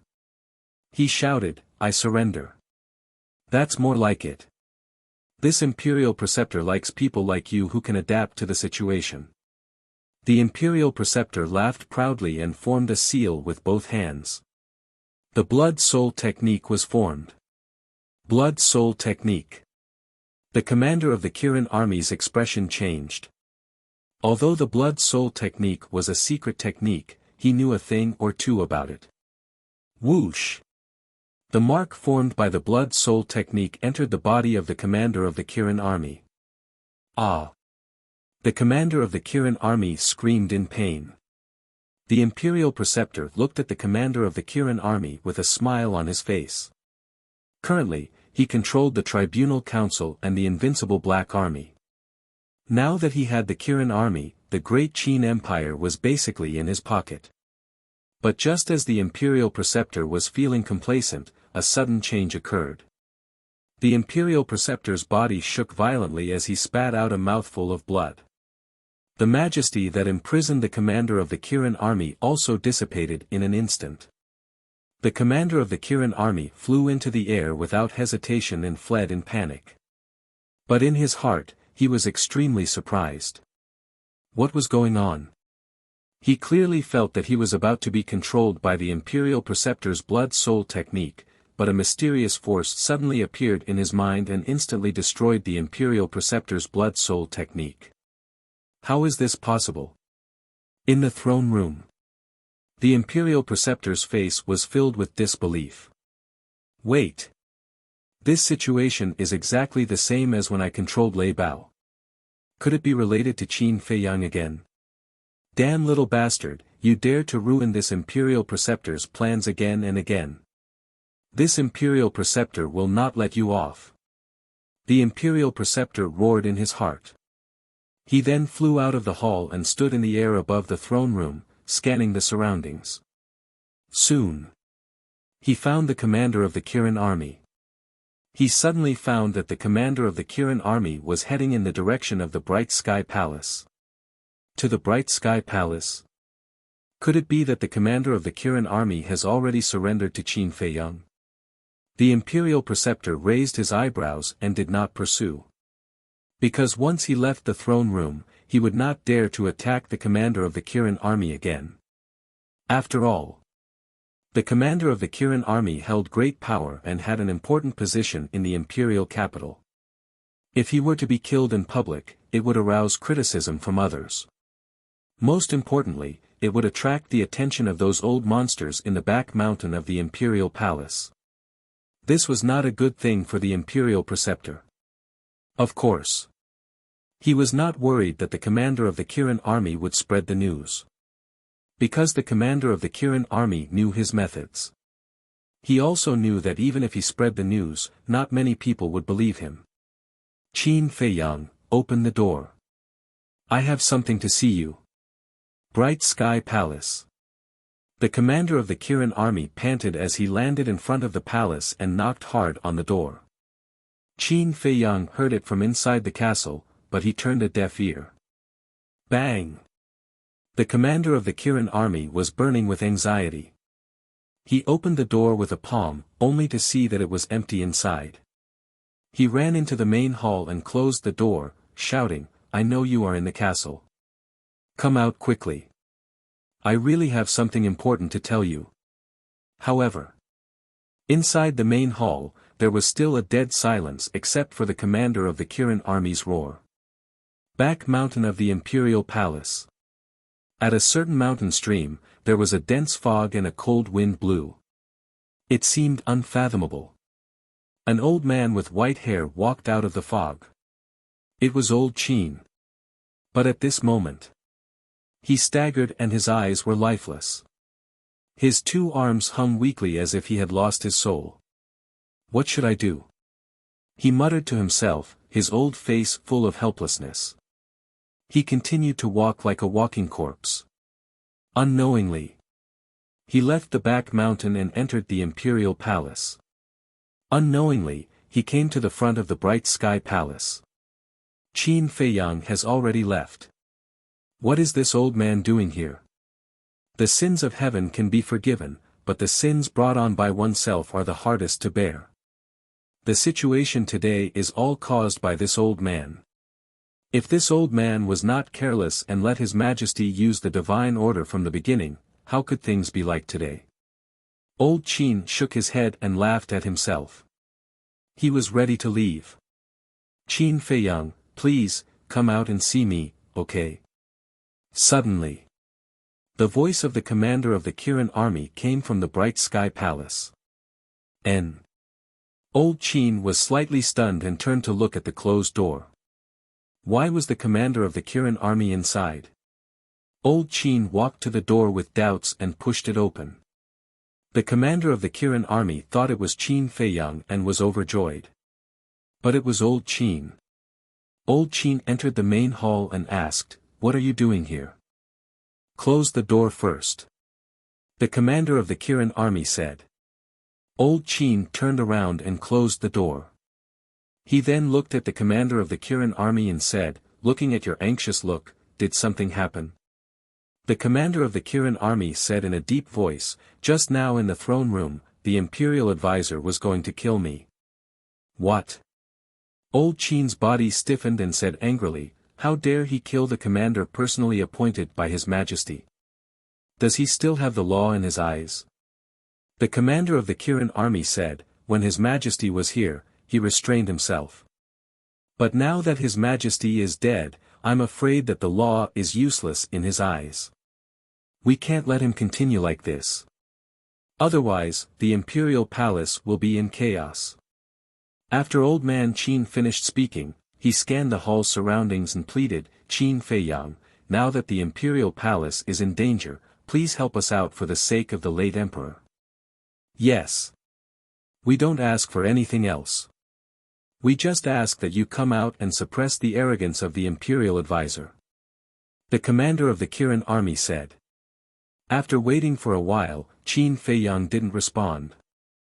Old Qin said angrily, "Do you want me to kneel down in front of you before you agree?" The commander of the Kirin army turned around and looked at Old Qin.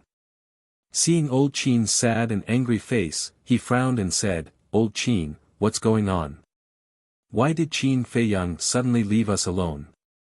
It's all my fault." Old Qin sighed and his face was full of self-blame. He then looked at the void and said, "No matter how you blame me, you can't just sit and watch in the face of the big picture." Plop. After that, Old Qin really knelt down. The commander of the Kirin army was dumbfounded. Who was Old Man Qin?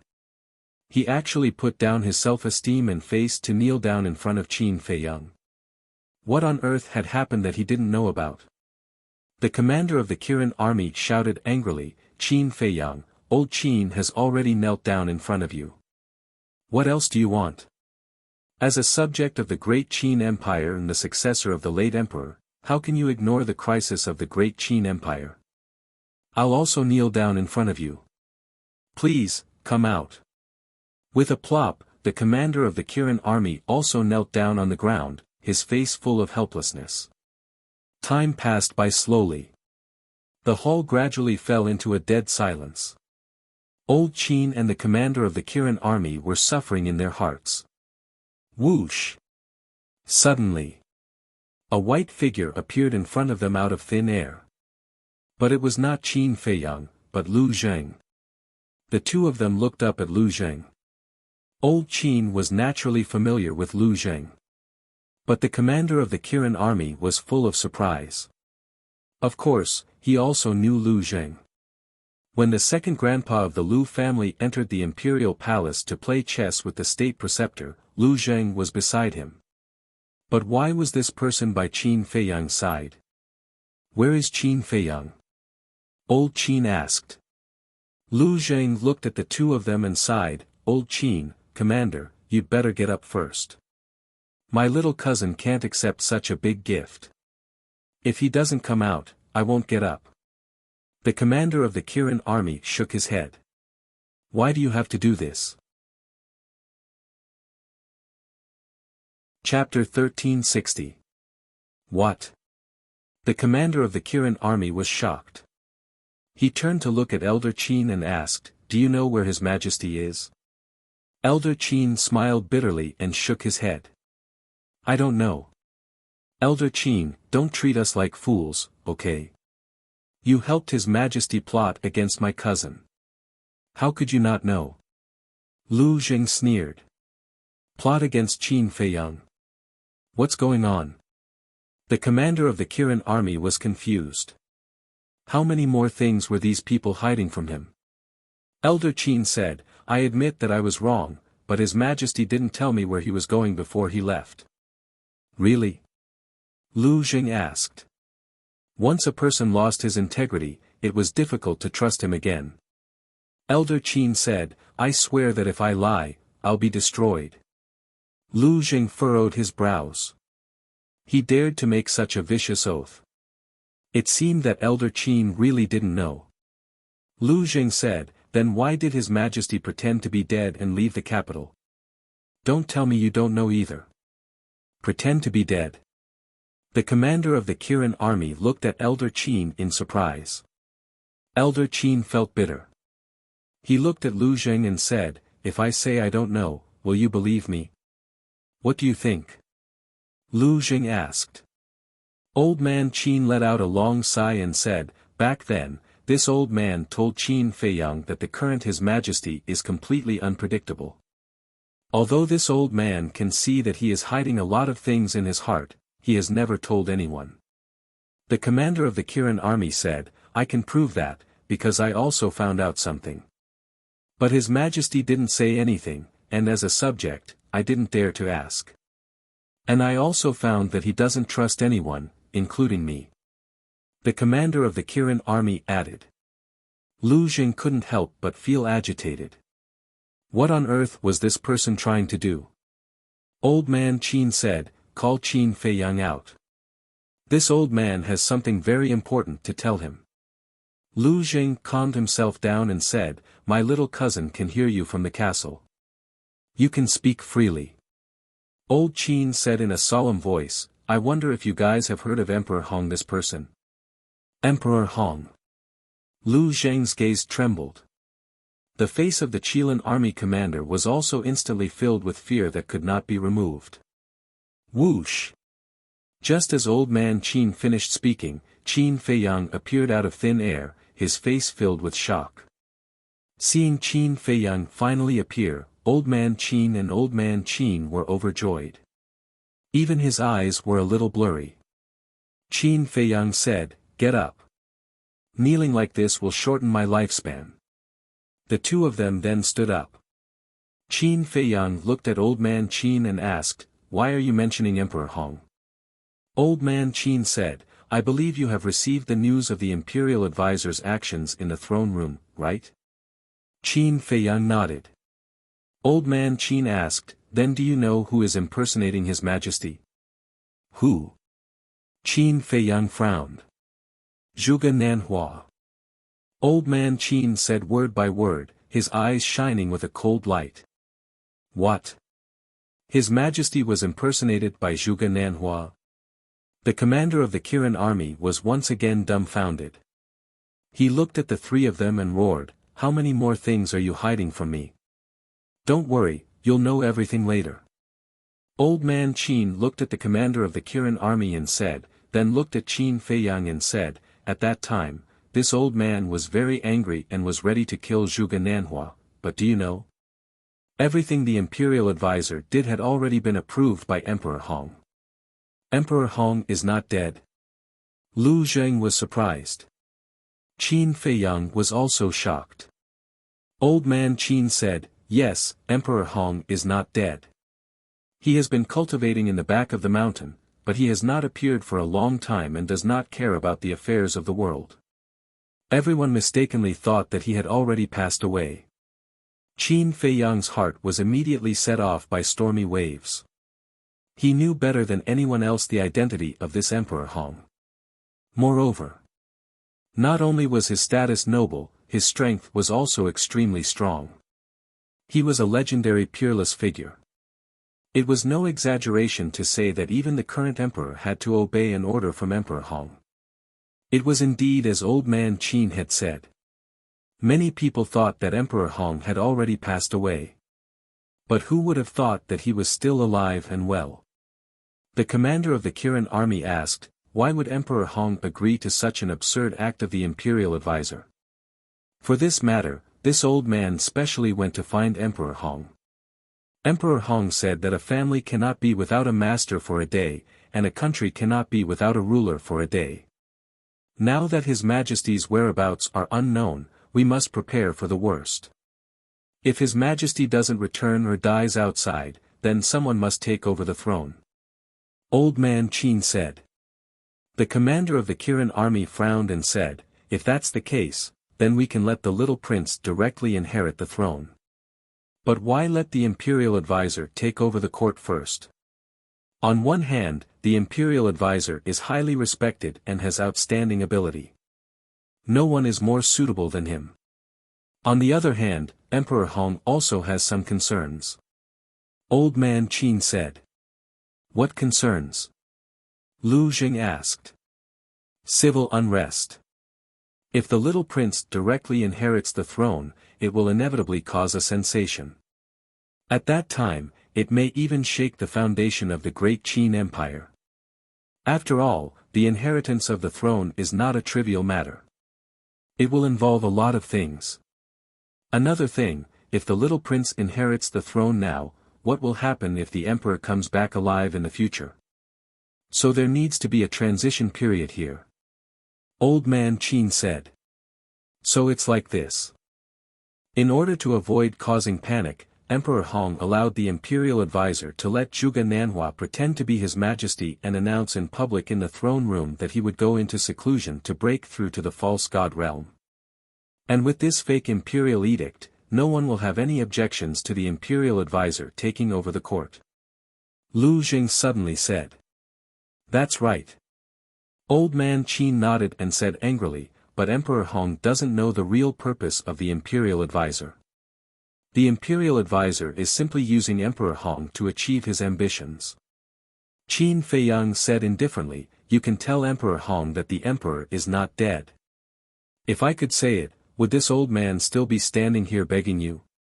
When His Majesty arrived at the Butterfly Valley, he told this old man not to reveal the news that he is not dead to anyone. Old man Qin sighed helplessly. This is what you deserve.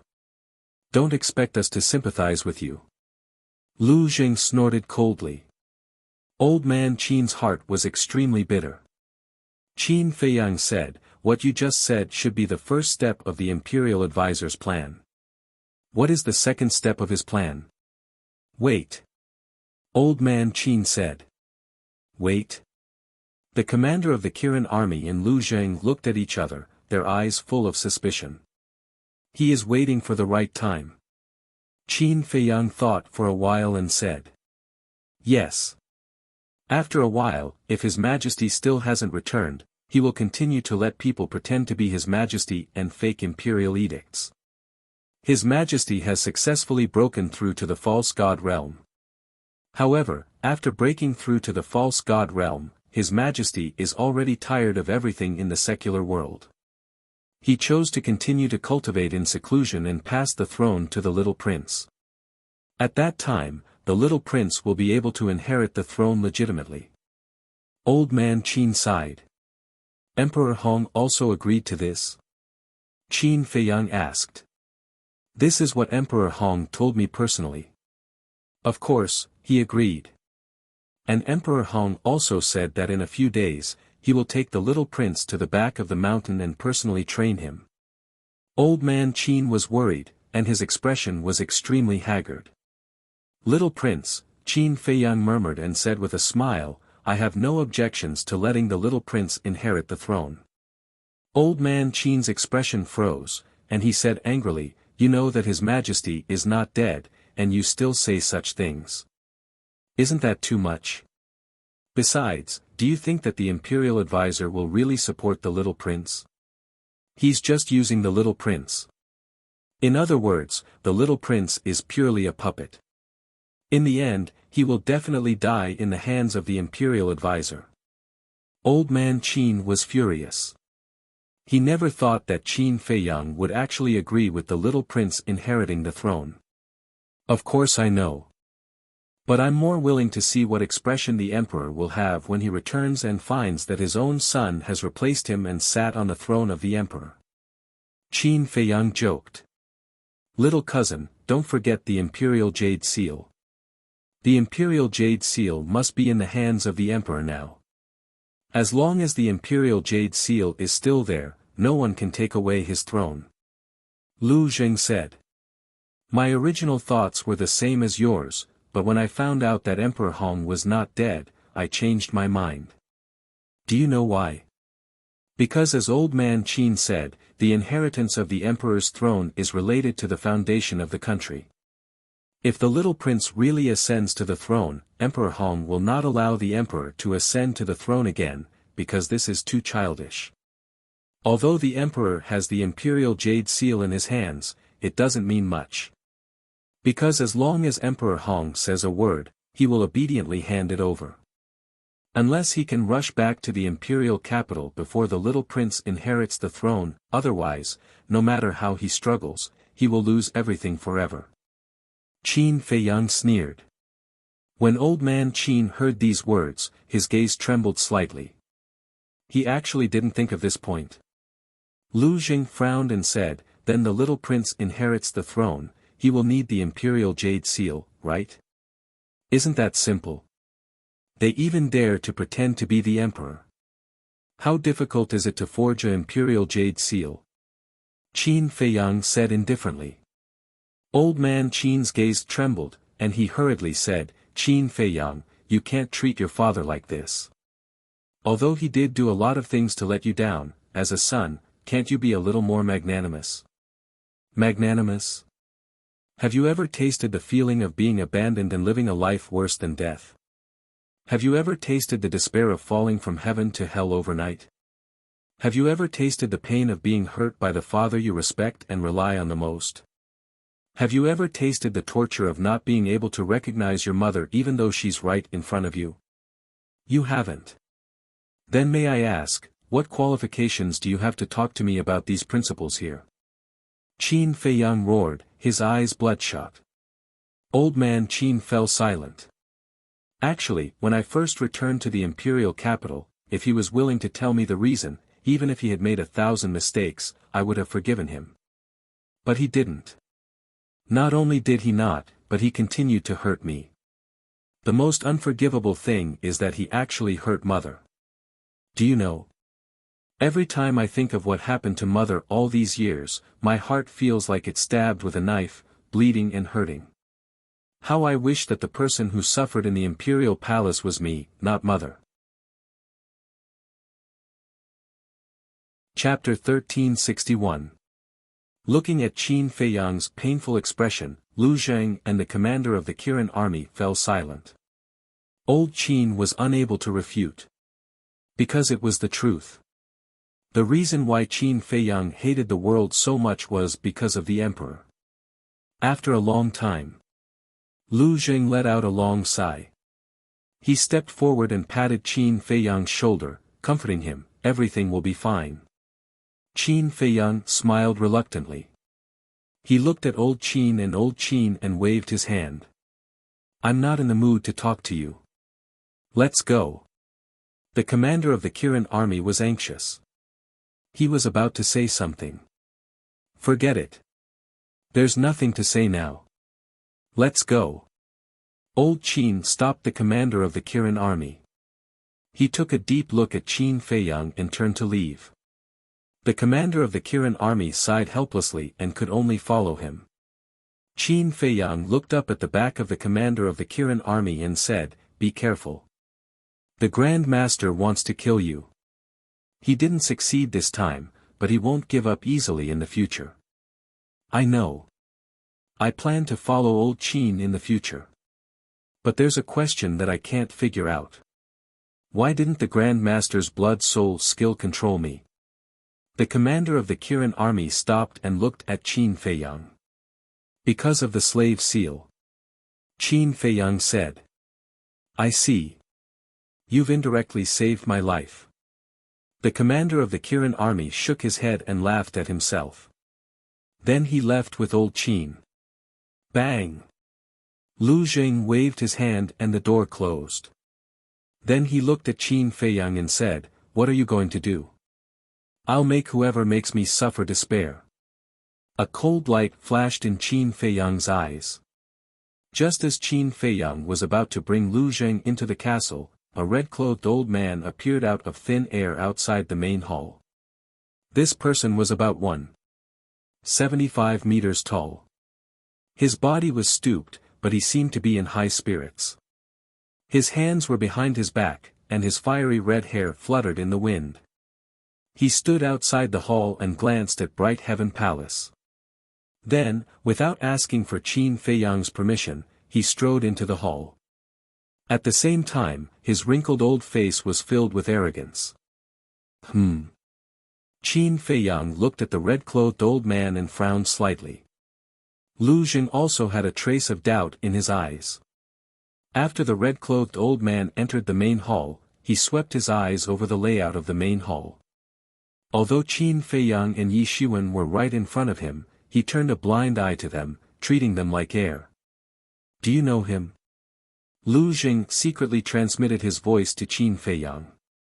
The red-clothed old man's arrogant attitude made him very unhappy, but the old man's aura was unfathomable, so he did not dare to act rashly.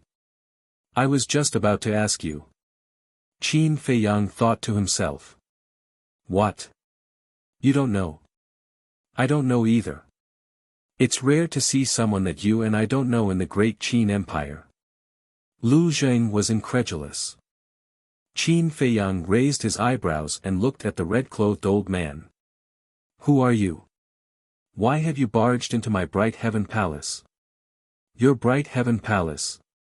The red-clothed old man was taken aback. He turned to Qin Feiyang and said indifferently, "Someone who has been expelled from the imperial capital actually has the right to occupy Bright Heaven Palace. What a joke." Although his tone was calm, it was full of contempt. Deliberately picking a fight? Qin Feiyang and Lu Zheng looked at each other, the same thought creeping into their minds at the same time. "The last time I came back, I said that no one is allowed to enter Bright Heaven Palace without my permission. I don't care who you are. Get out at once." Qin Feiyang shouted. When he saw that Qin Feiyang was enraged, Lu Zheng smiled playfully and retreated to the side knowingly. He crossed his arms and waited for the show to begin. Earlier on, this cousin of his was already filled with anger from old Qin's provocation and was worried that he had nowhere to vent it. However, he did not expect that someone would take the initiative to approach. Wasn't that just asking for a beating? As for the identity of the red-clothed old man, it was not important to Qin Feiyang at all. That was because even if the heavens were to descend, he would still beat them up without hesitation. However, when he heard Qin Feiyang's words, the red-clothed old man did not restrain himself at all.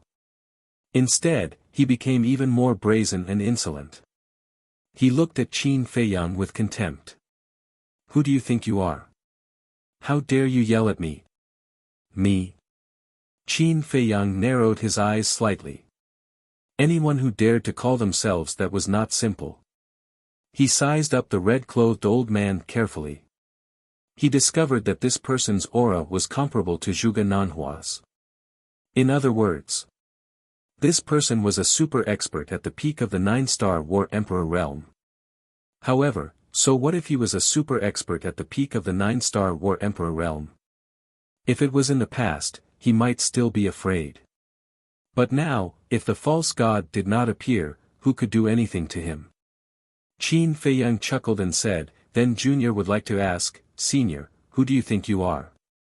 Seeing this smile, the playful look on Lu Zheng's face became even more intense. The red-clothed old man was so angry that his beard blew and his eyes widened. He said angrily, "How dare you? Do you know who I am? Do you know the consequences of offending me?" Qin Feiyang smiled and said, "Then do you know the consequences of offending me, Qin Feiyang?" Boom! The red-clothed old man was furious. A terrifying pressure pounced towards Qin Feiyang.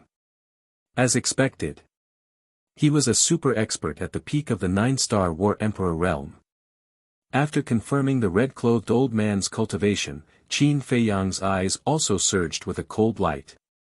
With a wave of his hand, the three of them immediately disappeared without a trace. The next moment, Qin Feiyang, Lu Zheng, and the red-clothed old man appeared in the ancient castle. "Junior Leopard, Old Wang, hurry up and attack." The white-eyed wolf immediately roared. Lei Bao, Wang Yangfeng, and the others immediately pounced towards the red-clothed old man. The movements outside could be heard from the ancient castle. And the white-eyed wolf knew Qin Feiyang's character and temper like the back of his hand. Therefore, when he heard the red-clothed old man's words outside, the white-eyed wolf knew that Qin Feiyang would definitely not let this person off easily. So, he had already asked Lei Bao, Seal, Seahorse, Wang Yangfeng, and the others to prepare early in the morning. Finally, sure enough, it was as expected. Qin Feiyang brought the red-clothed old man to the ancient castle. There was no suspense. Facing Lei Bao, Wang Yangfeng, and the others who were ready to attack, the red-clothed old man was directly beaten to the ground. His entire body was dripping with blood in an instant, and miserable howls could be heard incessantly.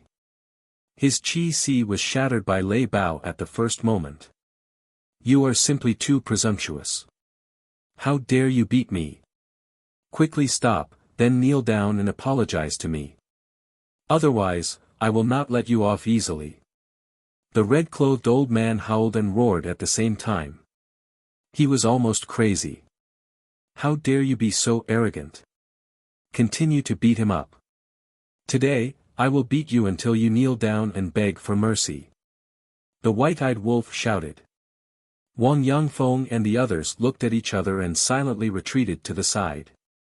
Because they were all old people, they were somewhat unable to do such a thing as bullying the young with numbers. But Lei Bao, Seal, and Seahorse were all shameless people. They did not care so much. They would beat him up first. It hurts. Stop beating him. Accompanied by the miserable screams that sounded like a pig being slaughtered, the red-clothed old man's nose and eyes were swollen in a short while. His whole body was covered with bruises, and he was in an extremely sorry state. And Qin Feiyang, with his hands behind his back, stood at the side like a sharp sword, his face shining with a cold light. Lu Jing leaned against the wall at the side, crossed his arms in front of his chest, and looked at the red-clothed old man gloatingly. Qin Feiyang, if you don't make them stop, I can guarantee that you will regret it for the rest of your life.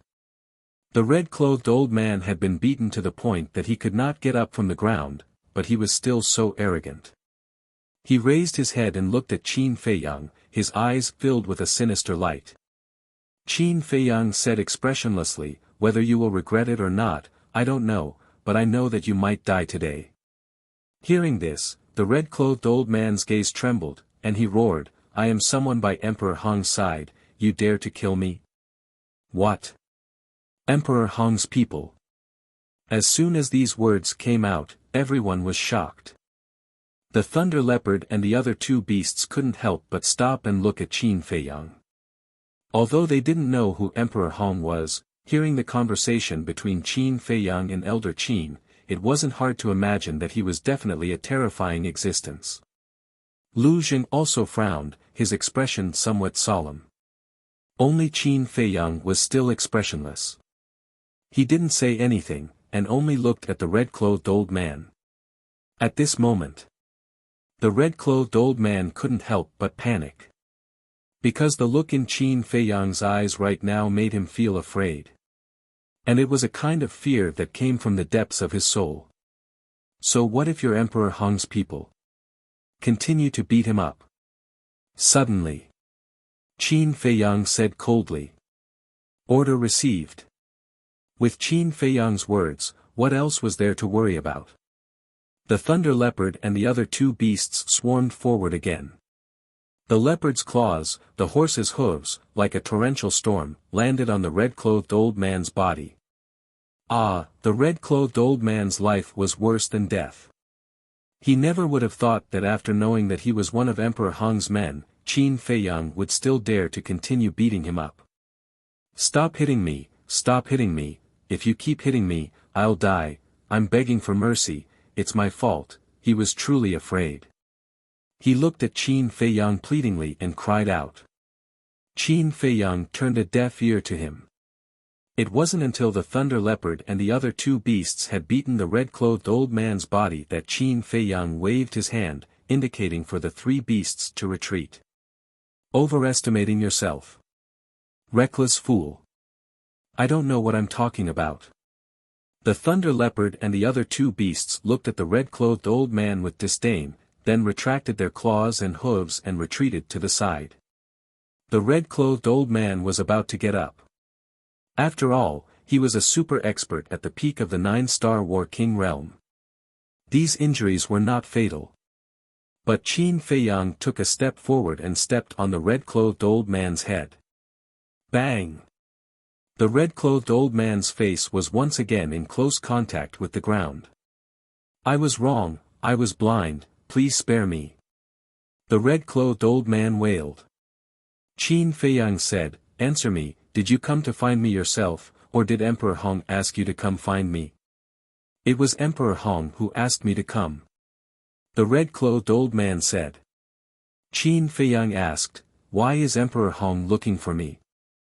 The red-clothed old man hurriedly said, he asked me to come and invite you to the back of the mountain. As for why, I don't know either. Qin Feiyang said, since you're inviting me to the back of the mountain, then you still dare to be so impudent in front of me? I'm sorry, I'm really sorry, the red-clothed old man hurriedly apologized. Qin Feiyang loosened his foot, retreated to the side, lowered his head and muttered to himself. Emperor Hong actually wanted to see him. Chapter 1362. Do you want to go? Lu Jing glanced at Qin Feiyang and asked telepathically.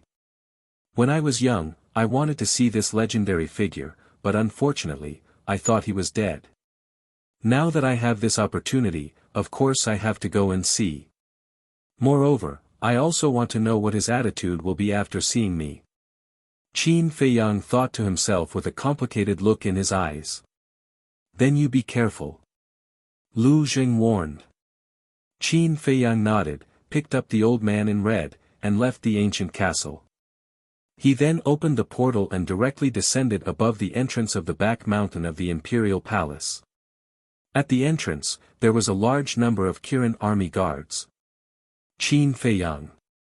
Seeing Qin Feiyang appear, the Kirin army suddenly changed their expressions as if they were facing a great enemy. Those who block the way will die. Qin Feiyang glanced at them indifferently and passed by them openly. Then, under the guidance of the old man in red, he flew toward the depths of the back mountain of the imperial palace. None of the Kirin army dared to stop him. However, after Qin Feiyang disappeared, they immediately released the news. What? What is he doing in the back mountain? The imperial advisor received the news and his old face was full of surprise. At the same time, Old Qin and the Kirin army commander were also full of doubts. After a while, Qin Feiyang came to a black fog. The black fog covered the mountains and the earth in all directions. There were no beasts or plants in the area covered by the black fog. It was barren like a forbidden zone of death. Although Qin Feiyang rarely entered the depths of the back mountain of the imperial palace, he was no stranger to this place and the black fog. This black fog was called the soul-devouring fog. It had a strong penetrating power that could easily penetrate the sea of consciousness and erode the soul. And the god's prison that made people tremble in fear was also in there. Qin Feiyang glanced at the soul-devouring fog and frowned. Did you bring me to the wrong place? This soul-devouring fog required at least a 9-star combat emperor to resist. What do you mean? The red-clothed old man was confused. This is clearly the location of the divine prison, and you brought me here. Don't tell me that Emperor Hong is currently in the divine prison. Qin Feiyang said. He's not in the divine prison. However, if you want to go to Emperor Hong's residence, you must pass through here, because Emperor Hong lives at the back of the divine prison. The red-clothed old man was afraid that Qin Feiyang would misunderstand that he had ulterior motives, so he quickly explained. Qin Feiyang said, then take out the token. A token was required to pass through the soul-devouring fog. This token could release a golden barrier to isolate the soul-devouring mist. The commander of the Kirin army had one. When he went to save his mother, it was the commander of the Kirin army who led him into the god's prison. I didn't. The old man shook his head. No. Qin Feiyang raised his eyebrows. The red-clothed old man said, with my cultivation, I can completely ignore this soul-devouring fog. How could I have a token? That makes sense. Qin Feiyang nodded. The red-clothed old man said, why don't you rest here for a while? After I repair my Qi, I'll bring you in. Is it necessary? Qin Feiyang laughed disdainfully. Right now, he had a 9-star war emperor and a 9-star emperor beast by his side. Not to mention. Now that the castle could move, even without the help of the token and the 9-star war emperor, he could freely travel through the soul-devouring fog. Qin Feiyang grabbed the red-clothed old man and entered the castle. Then, he drove the castle straight in. Soon, he saw the divine prison. As usual, the divine prison was located on top of a mountain. It was like an ancient beast, emitting a heart-palpitating aura. And in front of the divine prison, there were 2 black-robed men guarding. They were like 2 stone sculptures, sitting cross-legged on the ground without moving. The aura emitted from their bodies was also extremely terrifying. Of course. Their identities were not simple either. Even when the commander of the Kirin army saw them, he had to respectfully address them as ancestor. However, at this moment, the castle flew past the divine prison, and they did not notice it. After brushing past the divine prison, the castle continued to fly deeper into the divine prison. About 100 breaths passed. The castle finally flew out of the soul-devouring fog's area, and what entered the scene was a vibrant mountain range. The mountains were lush with vegetation, and wild flowers were blooming. Clear rivers ran through the east, west, north, and south like giant dragons. Moreover, there were also many fierce beasts here. Every fierce beast had reached the War Emperor realm. However, they were very well behaved and quietly cultivated, making this place seem especially peaceful, like a paradise.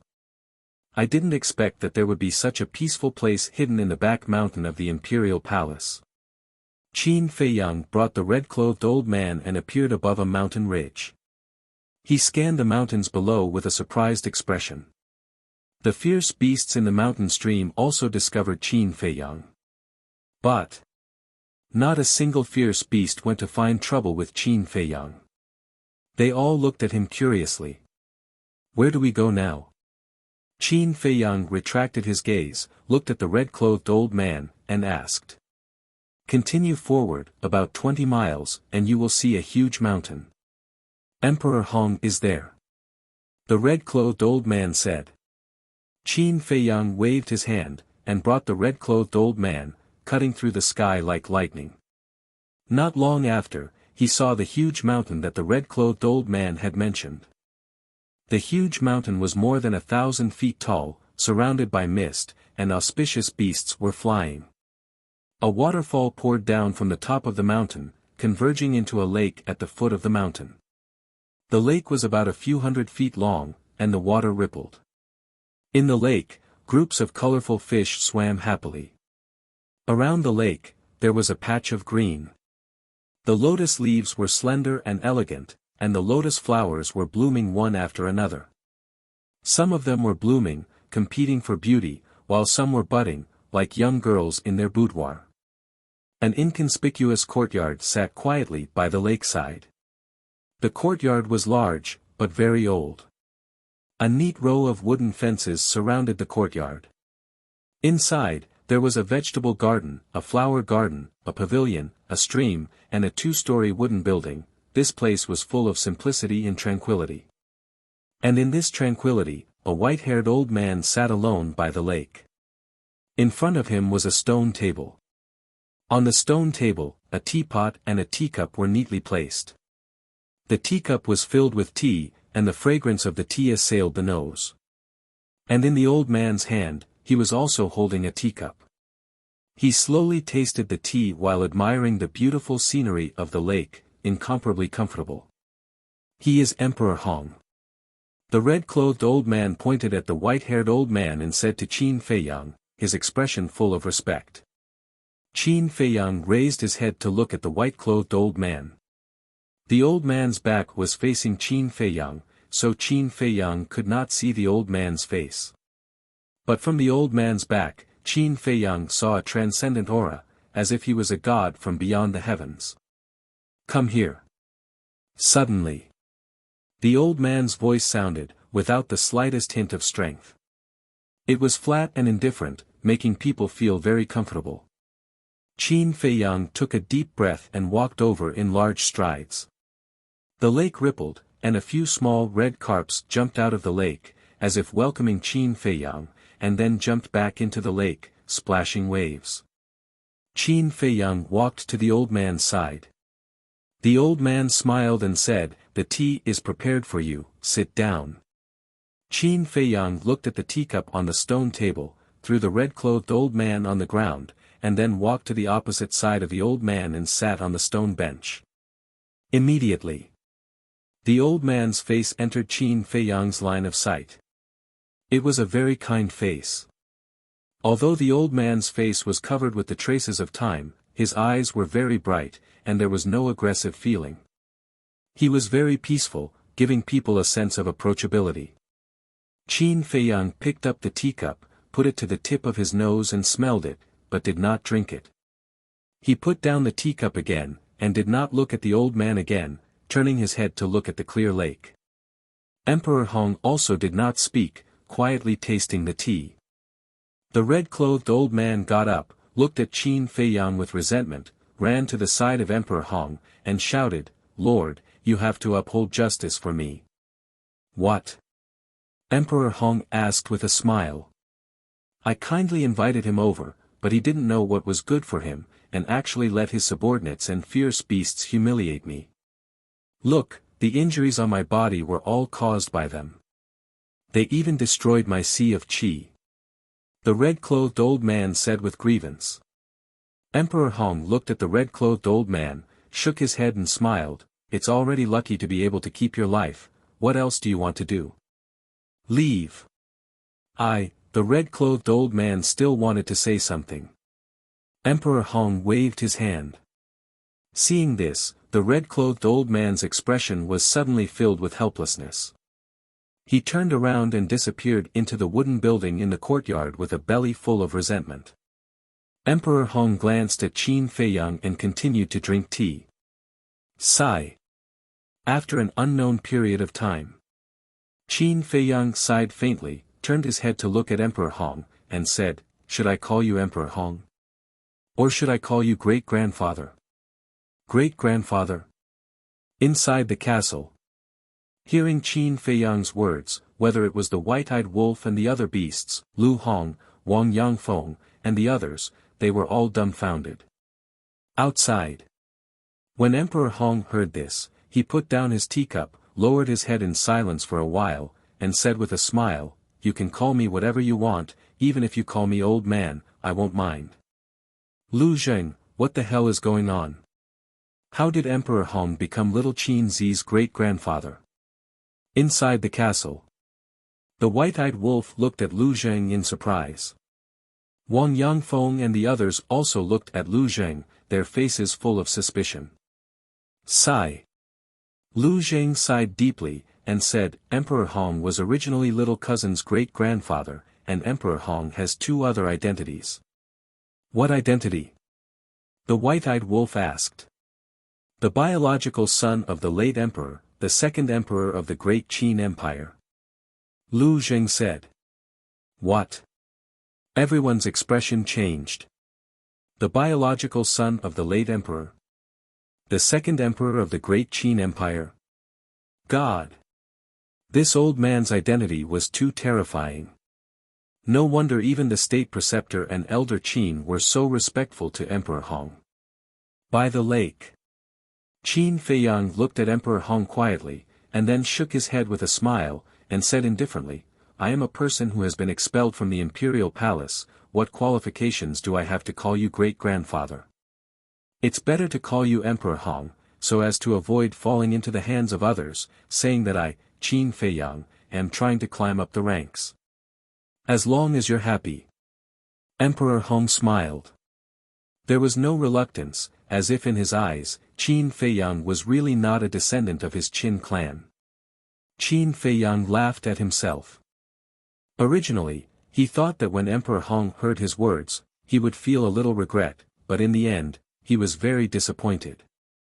Actually, although Qin Feiyang hated the emperor, he did not hate everyone. Chapter 1363. Because, Emperor Hong was his great-grandfather after all. Blood was thicker than water. If just now, Emperor Hong could show even the slightest bit of regret, Qin Feiyang would respectfully call him great-grandfather. What a pity. He didn't see it. Was it sad? He felt that he was indeed quite sad. As a descendant of the Qin clan, he was actually so unrecognized. After letting out a long breath, Qin Feiyang looked at Emperor Hong and said, "I don't want to talk nonsense, just say it, why are you looking for me?" Emperor Hong looked at Qin Feiyang in astonishment and said with a smile, "I've often heard people say that you are a swift and decisive person. It really isn't false at all. Since that's the case, then this old man will not beat around the bush. Qin Feiyang looked at him calmly. Emperor Hong asked, "Not long ago, what happened in the throne room? I believe you have already received the news, right?" "Yes." Qin Feiyang nodded. "Do you know the reason?" Emperor Hong asked. Qin Feiyang said, "I know everything." Emperor Hong was slightly taken aback, and asked suspiciously, "The emperor was impersonated by Zhuge Nanhua, you know that too? What are you trying to say?" Qin Feiyang began to get impatient. Emperor Hong laughed, "Young man, don't be so impatient. This old man wants to know, who told you?" "Old Qin." Qin Feiyang did not hide it. Because if Emperor Hong wanted to investigate, he would definitely not be able to hide it. "So that's how it is." Emperor Hong nodded his head in realization, and said with a smile, "It's good that you know, lest this old man say another word and waste time." Qin Feiyang frowned, and asked in confusion, "What do you mean? And you plan to tell me these things personally?" "Yes." Emperor Hong nodded. "Why?" Qin Feiyang was puzzled. Emperor Hong said, "Because this old man wants you to know the truth, and only after knowing the truth can I cut off your thoughts." The more Qin Feiyang listened, the more he felt that something was wrong, and said, "What thoughts do I have?" "Emperor's throne." Emperor Hong drank a mouthful of tea, raised his head to look at Qin Feiyang, and said, "Whoosh!" Qin Feiyang suddenly stood up, his eyes burning with anger. It turned out that this old man was worried that he would covet the throne. Emperor Hong smiled and said, "Don't tell this old man that you don't have any thoughts about the throne." "Huh!" Qin Feiyang raised his head and laughed out loud. She had specially called him over because she suspected him. Great-grandfather? Family? Huh, what a joke. At this moment, his heart was as cold as steel. He, Qin Feiyang, would rather not have such a family. Qin Feiyang returned to the stone bench. The respect in his heart for Emperor Hong had already vanished without a trace. He sneered and said, "Are you so sure that I have thoughts about the throne?" Emperor Hong said, "If you don't have any thoughts, why did you kill the princes back then?" "Just because I killed the princes, it means that I have designs on the throne." "Old man, is that all you can think of?" Qin Feiyang chuckled and said, not concealing the ridicule. Emperor Hong was not angry either. He smiled faintly and said, "This old man's head might not be as good as yours, but this old man's strength, I'm afraid that you will never be able to catch up in this lifetime." "Huh!" Qin Feiyang laughed loudly again and said, "Are you very strong?" "At least stronger than you, isn't it?" Emperor Hong said with a smile. "That's true. After all, you have lived for at least 10,000 years, and I have only lived for a few decades. In terms of strength, I definitely can't compare to you." Qin Feiyang said with a smile. As long as one was not a fool, the meaning behind these words could be understood. It was clearly mocking Emperor Hong. Emperor Hong also did not know if he was really broad-minded, or was he enduring. There was not the slightest trace of anger on his face. It was as calm as ever. It's useless to say more. This old man just wants to tell you, if the emperor is really harmed, the little prince will be the only successor to the throne. As for you, you can live in the imperial capital, but the prerequisite is that you don't do anything out of line. After all, you are no longer a member of my Qin clan. This old man can give you a better suggestion. Where did you come from? Where did you come from? You have a free and unfettered life, and we also have a relaxed and carefree life. Why not? Emperor Hong said with a smile. Makes sense. Qin Feiyang nodded. Emperor Hong's words were originally very angry words, but at this moment, Qin Feiyang did not feel the slightest bit of anger. His heart was as calm as the Dead Sea. Seeing Qin Feiyang nod, Emperor Hong's face was full of praise. He chuckled and said, "The child can be taught. Don't laugh so happily. What I said makes sense, but it doesn't mean that I have to listen to you. Just now, you said to let me go back to where I came from. Then now, I want to ask you, where did I, Qin Feiyang, come from? Iron Ox Town? Or Imperial Palace? Qin Feiyang said. Emperor Hong fell silent. He originally wanted Qin Feiyang to return to Iron Ox Town. However, after being reminded by Qin Feiyang, he realized that Qin Feiyang was born in the Imperial Palace. A moment later, Emperor Hong raised his head to look at Qin Feiyang and said with a smile, "You can live in Bright Heaven Palace, but don't touch things that you can't touch. Don't worry, I'm not interested. And on the contrary, I will help the little prince ascend to the throne." Qin Feiyang said with a smile. Emperor Hong frowned for the first time. Because this answer surprised him too much. He asked suspiciously, "Why are you doing this?" "Because the little prince is my younger brother. He's still young and inexperienced. Of course I have to help him. Moreover, if I'm not by his side, I'm still a little worried. After all, the current imperial palace is too chaotic. What if someone wants to harm him?" Qin Feiyang chuckled. Emperor Hong was silent. He looked at Qin Feiyang, trying to distinguish the truth from Qin Feiyang's expression. But in the end, he couldn't see anything. Qin Feiyang said indifferently, "Is there anything else?" Emperor Hong said, "Take care of the people and beasts around you. Don't let them continue to mess around in the imperial capital. A small matter." Qin Feiyang's face was full of smiles. After saying that, he got up and said, "Then I'll take my leave." Emperor Hong nodded. Qin Feiyang immediately turned around and strode away. But suddenly, he stopped again, turned his head to look at Emperor Hong, and said with a grin, "I forgot to tell you one more thing." "Speak." Emperor Hong laughed. 30 years in the east, 30 years in the west. Today, I, Qin Feiyang, am indeed unable to catch up to your strength. But remember, one day, I, Qin Feiyang, will let you have a taste of what it's like to be unable to catch up. Qin Feiyang said. This old man is waiting, and I'm looking forward to it. Emperor Hong said with a faint smile. Don't worry. I won't let you wait too long. After Qin Feiyang finished speaking, with a wild laughter, he cut through the sky like lightning and disappeared into the horizon. Emperor Hong looked in the direction where Qin Feiyang disappeared, his eyes flickering. At this time, the red-clothed old man walked out of the wooden building. His qi had been repaired, and his injuries were almost healed.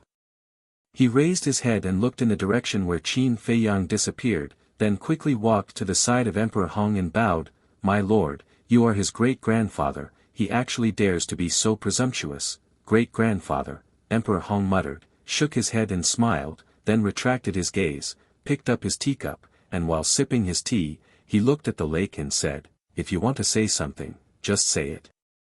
Don't beat around the bush." The red-clothed old man said, "I want to say that I can't let him continue to be so arrogant. If necessary, I have to let him suffer." "Let him suffer, do you have the ability? If so, you wouldn't have fallen into such a sorry state before." Emperor Hong laughed. "I don't, but my lord does. With my lord's strength, if you want to teach him a lesson, isn't it just a matter of waving your hand?" The red-clothed old man said. Emperor Hong sighed and said, "There is a saying that blood is thicker than water. Although he is in the wrong, how can I bear to hurt him?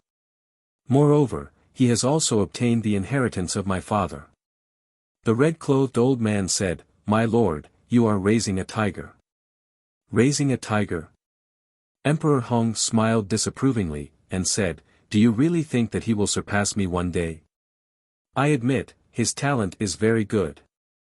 But becoming a deity isn't an easy thing either. How many unparalleled geniuses are there in the world?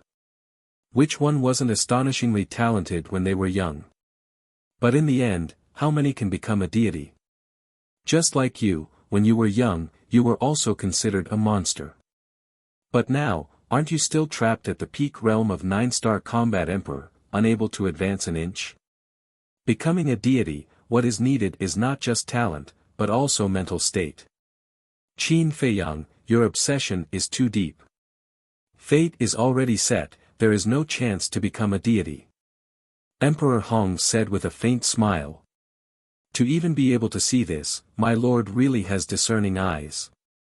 The red-clothed old man's face was full of admiration. Bright Heaven Palace. Qin Feiyang returned to Bright Heaven Palace and directly entered the ancient castle, continuing to copy the third stroke of the line character formula. Looking at Qin Feiyang's back view, Fatso and the rest all had looks of wanting to say something but hesitated. If you don't want to say it, then go away. Big brother will say it. The white-eyed wolf pushed away Fatso and the others, walked behind Qin Feiyang, and said, Little Qin Z, Big brother really feels that it's not worth it for you. Why? Qin Feiyang asked without turning his head.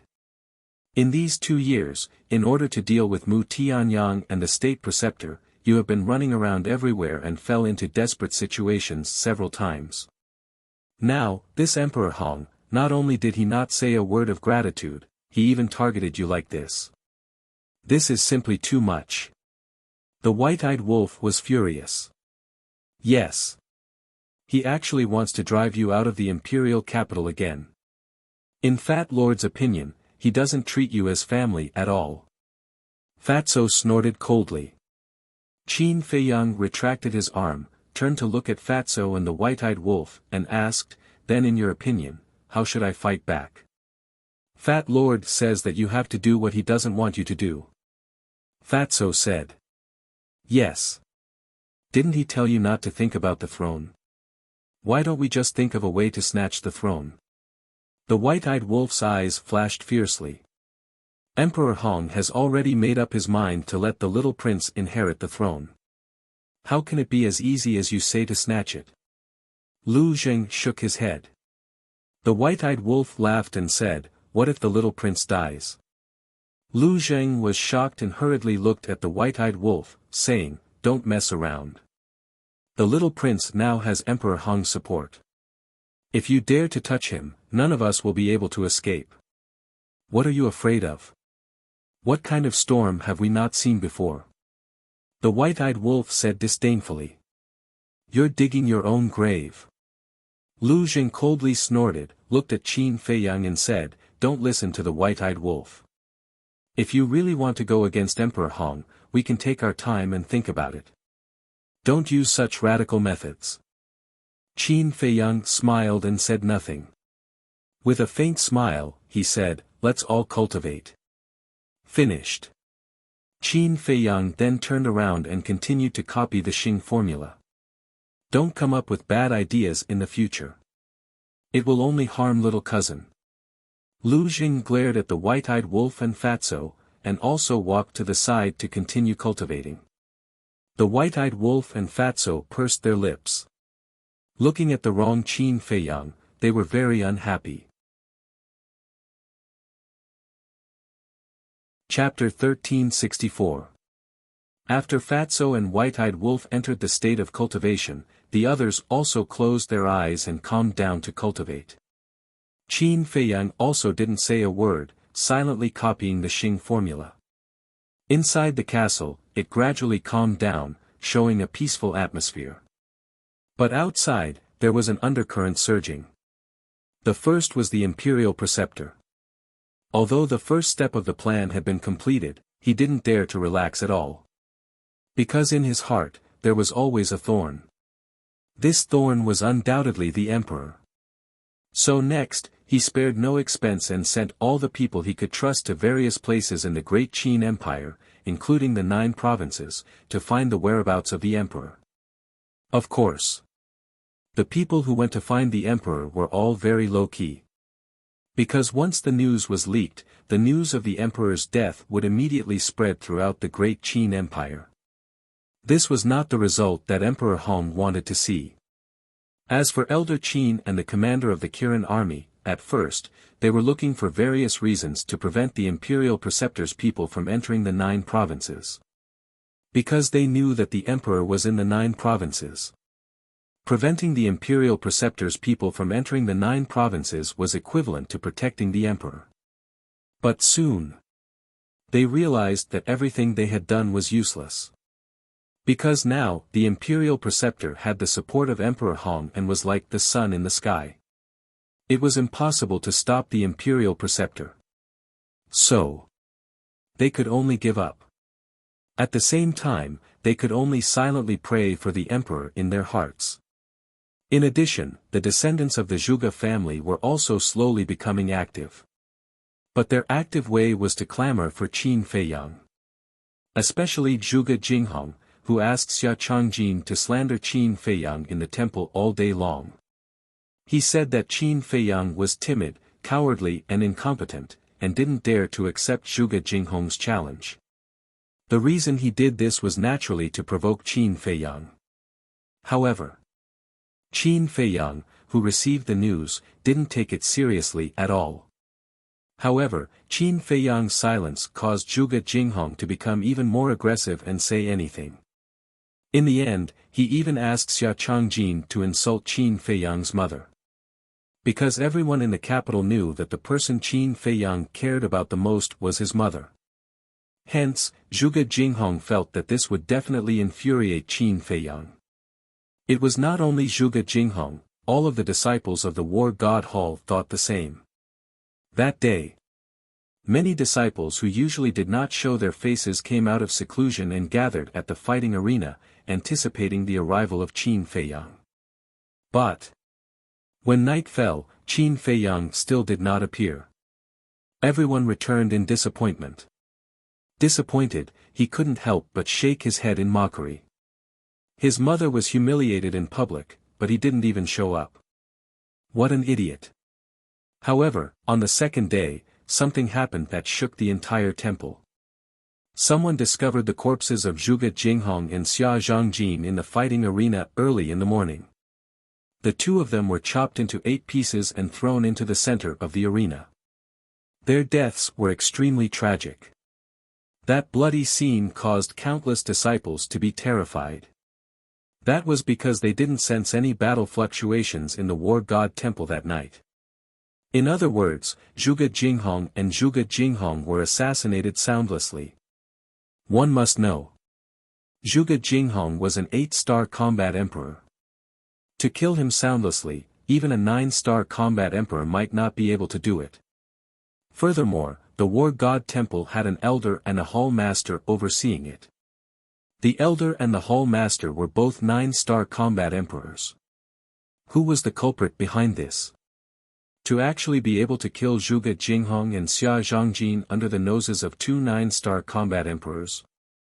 But very quickly, everyone thought of one person. And the person they thought of was still the same person. Qin Feiyang.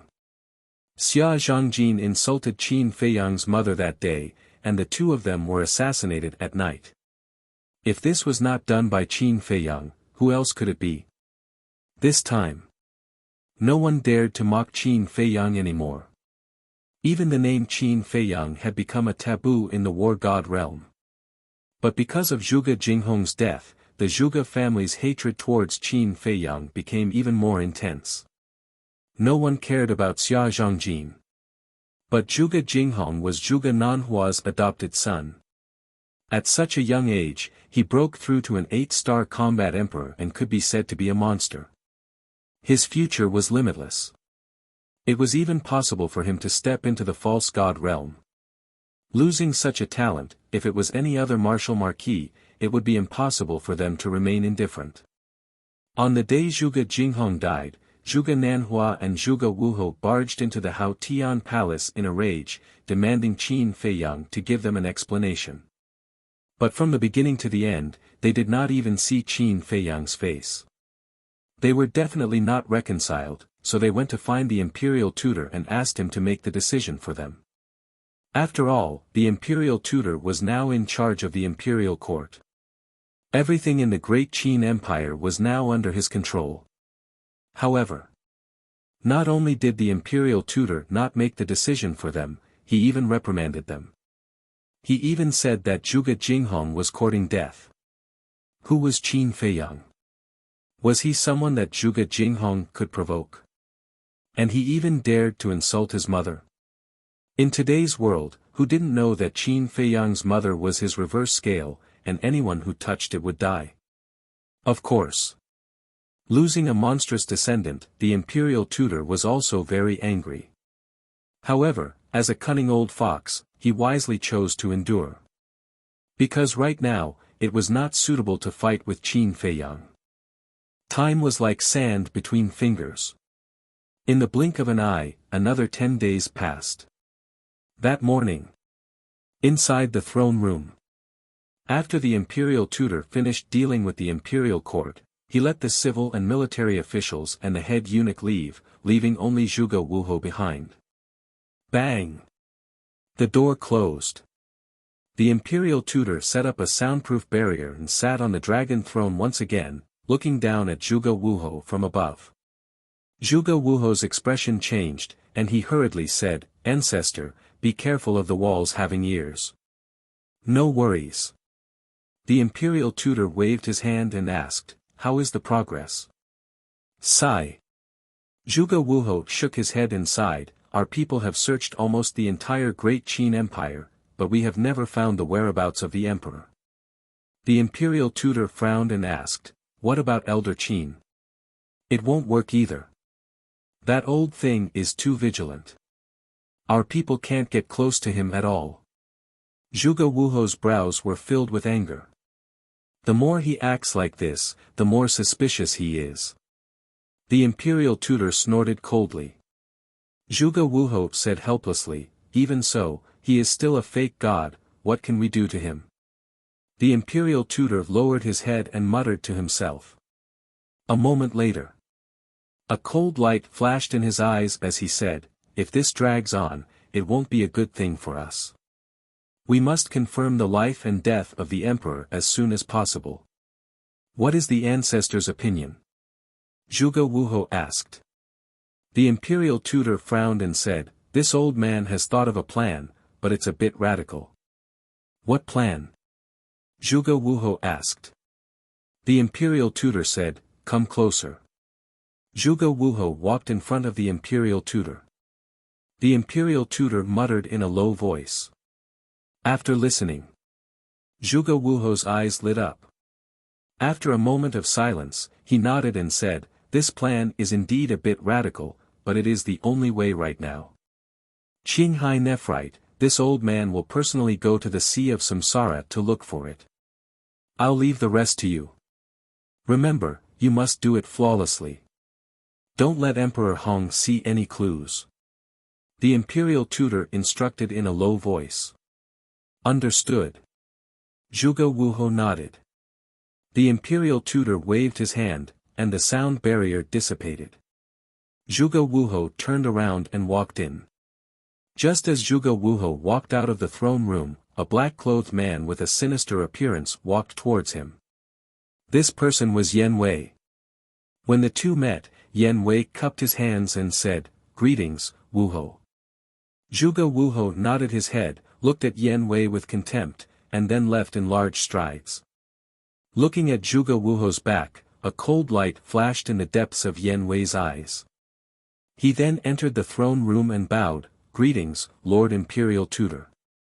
The Imperial Tutor asked, "Is there any movement from Qin Feiyang's side these days?" The Imperial Tutor had always asked Yan Wei to monitor Qin Feiyang near the Bright Sky Palace. "Nothing. These days, this subordinate hasn't seen a single person. Elder Qin and the commander of the Kirin army also haven't gone to look for him." Yan Wei replied respectfully. "This little bastard, what exactly is he doing? This old man doesn't believe that he has been cultivating all this time." The Imperial Tutor frowned. In his heart, Qin Feiyang was even more difficult to deal with than Emperor Hong. Emperor Hong, as the son of the previous emperor and the second emperor, was definitely not an idiot. But fortunately, Emperor Hong did not care about the affairs of the world. So, the Imperial Tutor didn't really care. As for Qin Feiyang, he understood. According to Qin Feiyang's personality, he would definitely not sit back and do nothing. But why was there no movement at all?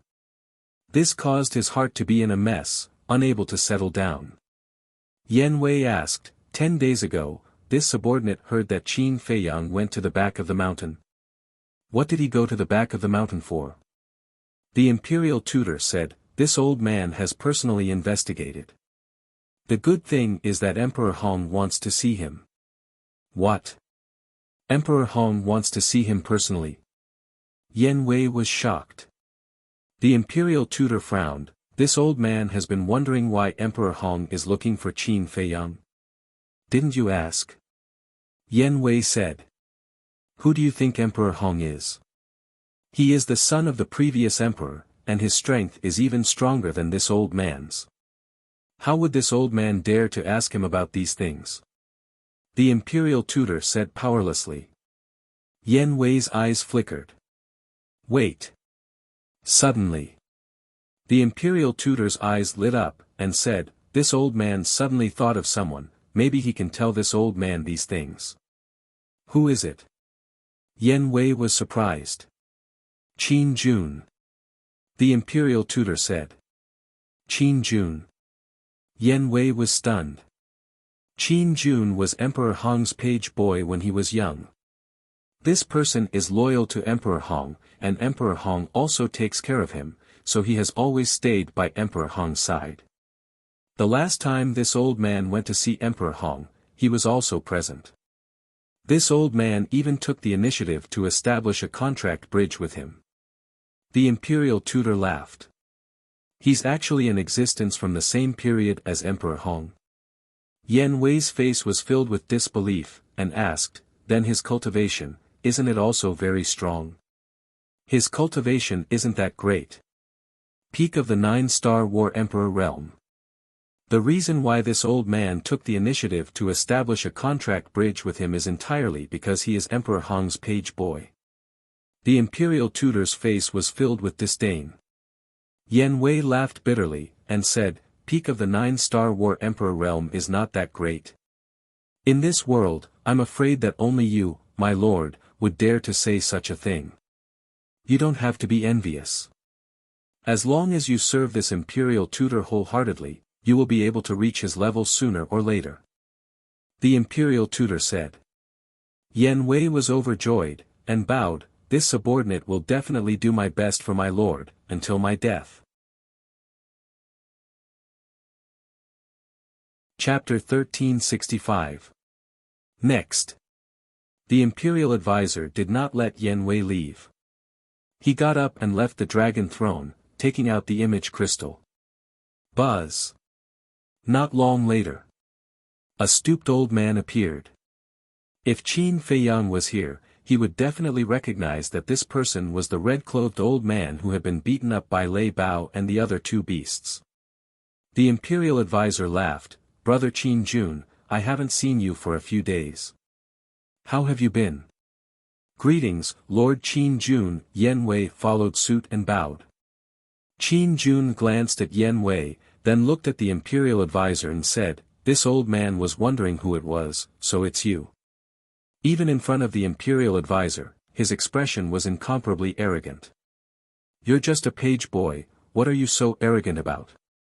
The imperial advisor secretly snorted, but on the surface, he had a fawning look on his face as he smiled and said, Brother Qin Jun, there's something I want to ask you. What is it? Qin Jun looked at him arrogantly. The imperial advisor suppressed his anger and laughed, Brother Qin Jun is often by Emperor Hong's side. You should know the reason why Emperor Hong was looking for Qin Feiyang 10 days ago, right? Qin Feiyang. Hearing this name, Qin Jun's eyes immediately flashed with an intense cold light. Seeing this, the imperial advisor's heart trembled. Could it be that this person also had a grudge with Qin Feiyang? If that was the case, then for him, it would be a once-in-a-lifetime opportunity. The imperial advisor asked without batting an eyelid, Brother Qin Jun, from the looks of it, you don't seem to like Qin Feiyang. Not only do I not like him, I simply hate him. Qin Jun coldly snorted, and said, this old man does know the reason why Emperor Hong is looking for Qin Feiyang. This old man can also tell you, but you must agree to this old man's condition. The imperial advisor was secretly overjoyed, and said unhappily, Brother Qin Jun, aren't you treating me like an outsider? With our relationship, is there a need to talk about conditions? If there's anything you need this old man's help with, just say it. This old man will not shirk his responsibility. Ha! Qin Jun laughed out loud, giving a thumbs up. Imperial advisor is indeed a smart person. All right, this old man will be straightforward. This old man wants Qin Feiyang to die. What? Yan Wei was secretly shocked. The state preceptor was also shocked. He didn't expect Qin Jun to hate Qin Feiyang so much that he wanted Qin Feiyang dead. The imperial advisor's eyes flickered as he asked, May I ask why Brother Qin Jun wants to kill Qin Feiyang? At that time, this old man was under the orders of Emperor Hong to bring him to the back of the mountain. However, this little bastard actually had the fierce beasts around him cripple this old man's qi and even bully this old man in every possible way. Who does he think he is? A crippled prince who is worse than a pig or a dog dares to do such a disrespectful thing to this old man. Therefore, I must make him pay the price. Qin Jun said harshly, his face detestable. This little bastard is really bold. The imperial tutor was secretly speechless. He looked at Qin Jun and revealed an indignant look. Brother Qin Jun is right. This little bastard doesn't know what's good for him. I also hate him. It seems like this old man has met a kindred spirit. Qin Jun chuckled. Huh, the state preceptor laughed out loud, patted his chest, and said, Brother Qin Jun, don't worry. When this old man finds the opportunity, I will personally send him to you and let you deal with him. Qin Jun laughed and said, At that time, this old man will definitely make him suffer a fate worse than death. The state preceptor's eyes flashed as he asked with a smile, Then can Brother Qin Jun tell me now? Qin Jun said, Emperor Hong is not looking for Qin Feiyang to help him, nor to recognize him as his great-grandson. Then why? The state preceptor was puzzled. Qin Jun smiled and said, It's to warn Qin Feiyang not to covet the throne of emperor. The two of them are very unhappy. What? The state preceptor was stunned. He never thought that there would be such a result. Brother Qin Jun, are you serious? He also did not believe it. After all, Emperor Hong was Qin Feiyang's great-grandfather. How could he do this? It's absolutely true. Qin Jun nodded. Great. When the state preceptor heard this, he was immediately overjoyed. As long as Emperor Hong did not recognize Qin Feiyang, then no matter how heaven-defying Qin Feiyang's methods were, no matter how smart his brain was, he could not set off any big waves. Qin Jun frowned again and said, But there's one thing that this old man can't figure out.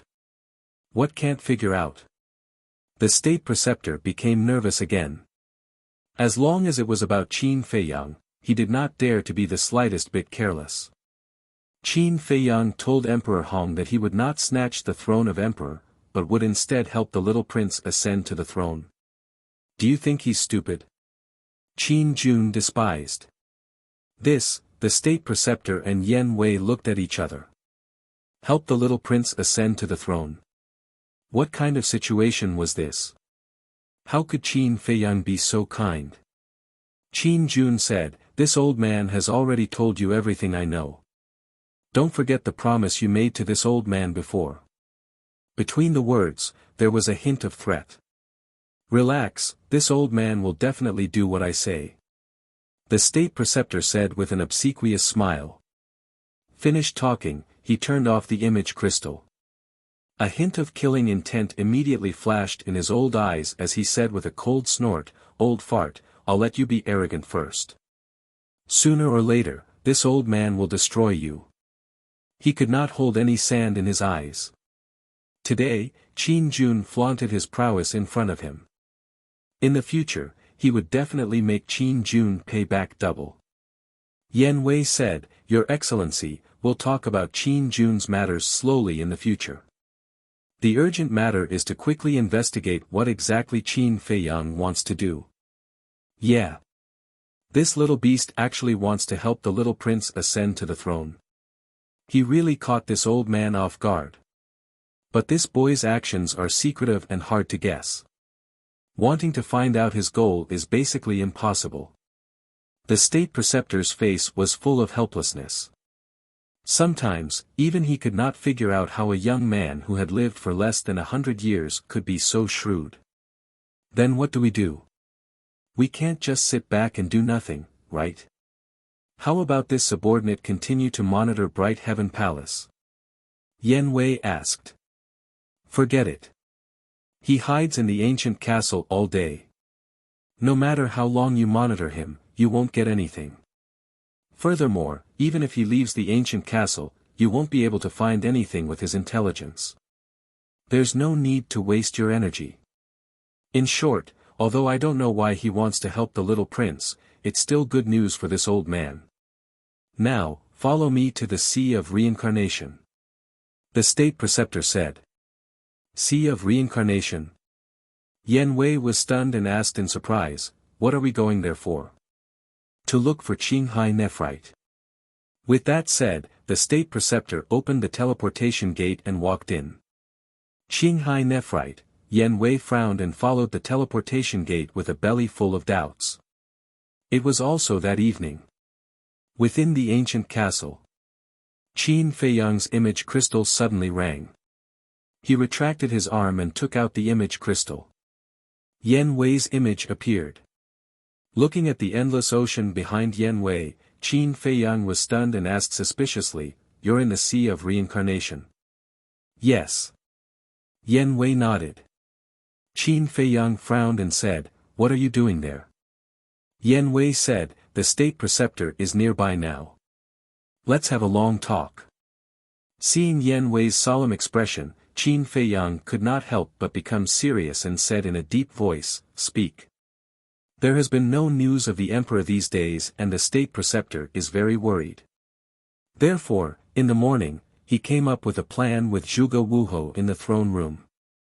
Find someone to pretend to be the emperor's corpse and find a piece of Qinghai Nephrite to imitate the imperial jade seal. Yan Wei was about to continue when Qin Feiyang waved his hand and said, You don't have to say anymore. I know what they are going to do. Yan Wei was slightly stunned and said in admiration, Young master is indeed the young master. Alright, I'll go find the state preceptor first. You deal with it on your side. Oh right, you have to be careful of one person, Qin Jun.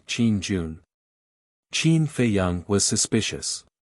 Yan Wei immediately told Qin Feiyang about Qin Jun's identity and his conversation with the state preceptor. So it's that old man. Qin Feiyang suddenly understood and said with a faint smile, It's just a 9-star combat emperor. There's nothing to worry about. The main goal now is to deal with the state preceptor. You have to tell me the rest of the news. All right. Yan Wei replied and turned off the image crystal. Lu Jing opened his eyes and asked in confusion, Little cousin, what is the state preceptor doing? He can't wait any longer. He asked someone to pretend to be the emperor's corpse and imitate the imperial jade seal. He wants to deceive the world and deceive Emperor Hong. Because once he sees the emperor's corpse and the imperial jade seal, Emperor Hong will definitely choose a time to let the little prince inherit the throne. Qin Feiyang said. Lu Jing frowned and said, Isn't this method too radical? That's right. But the state preceptor is more worried that there will be changes if we delay. Qin Feiyang said. The emperor's corpse can be impersonated, but the imperial jade seal was personally forged by the late emperor. As the son of the late emperor, Emperor Hong is more familiar with it than anyone else. I'm afraid that no matter how realistic his forgery is, it will be seen through by Emperor Hong. He's digging his own grave by doing this. Lu Jing sneered. Qin Feiyang said, But don't forget, the state preceptor has been by the emperor's side for so long. He is also very familiar with the imperial jade seal. Lu Jing fell silent. Of course. The state preceptor's biggest purpose is to deliberately provoke Elder Qin. Qin Feiyang said again. Provoke Elder Qin for what? Lu Jing was puzzled. Last time in the throne room, Elder Qin exposed Zhuge Nanhua's identity without saying a word. With the state preceptor's brain, he must have thought that Elder Qin knows the whereabouts of the emperor. How do you think Elder Qin will react when he learns of this? He will definitely be furious. But Elder Qin can't say it. What can he do? In a hurry, Elder Qin will most likely go to the 9 provinces to find the emperor. In this way, the state preceptor can follow Elder Qin to find the emperor. Now that the state preceptor has begun to take action, he will definitely not allow the emperor to return to the capital alive. Qin Feiyang said lightly. He wants to kill the emperor. Lu Jing frowned. From the moment he took the first step, he had no choice and no way out.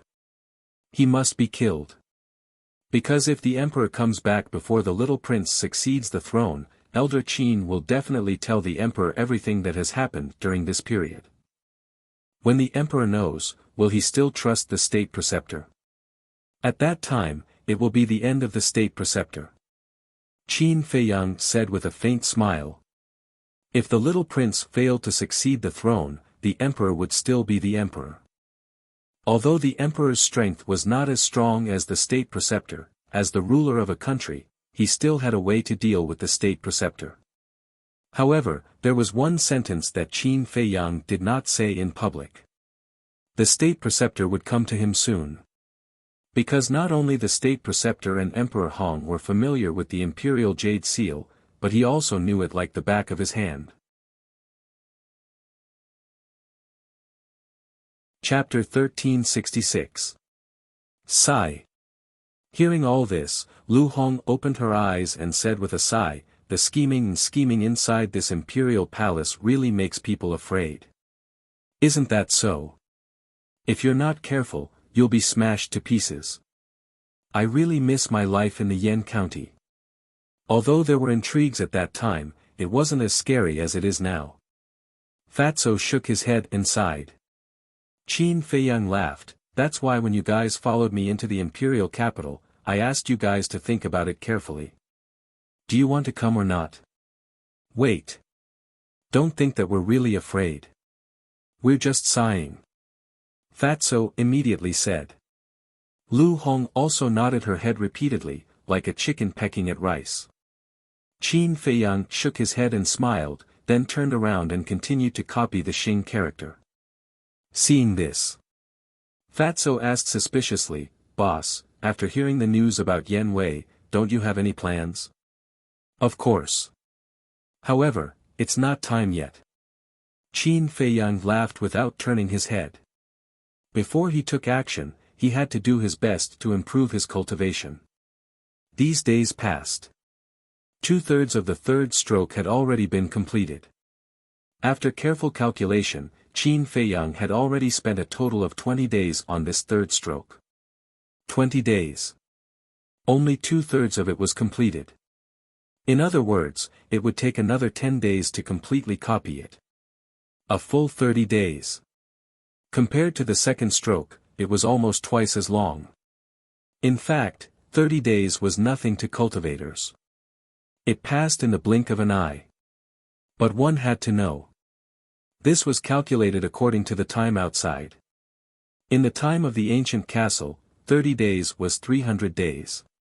This was almost a year's time. In other words, if there was no ancient castle, Qin Feiyang would need close to a year to copy the 3rd stroke. And the 3rd stroke would take such a long time, let alone the 4th, 5th, and 6th strokes. It could be said that the change in the ancient castle's time rules was a great fortune for him. Otherwise, he didn't know when he would be able to break through to the 9-star War Emperor and step into the false god realm. 5 years? 10 years? 20 years? It was hard to imagine. In the blink of an eye, another 10 days passed. Boom! That afternoon. After continuous hard work, Qin Feiyang finally finished copying the remaining one-third of the book. His cultivation had also soared to the level of a 4-star combat emperor. This time, he had broken through 2 minor realms in a row. It could be said that his gains were not small. His eyes flickered as he looked at the 4th stroke of the Xing character. Finally, he closed the book. Whoosh! The next moment, Qin Feiyang appeared in Bright Heaven Palace.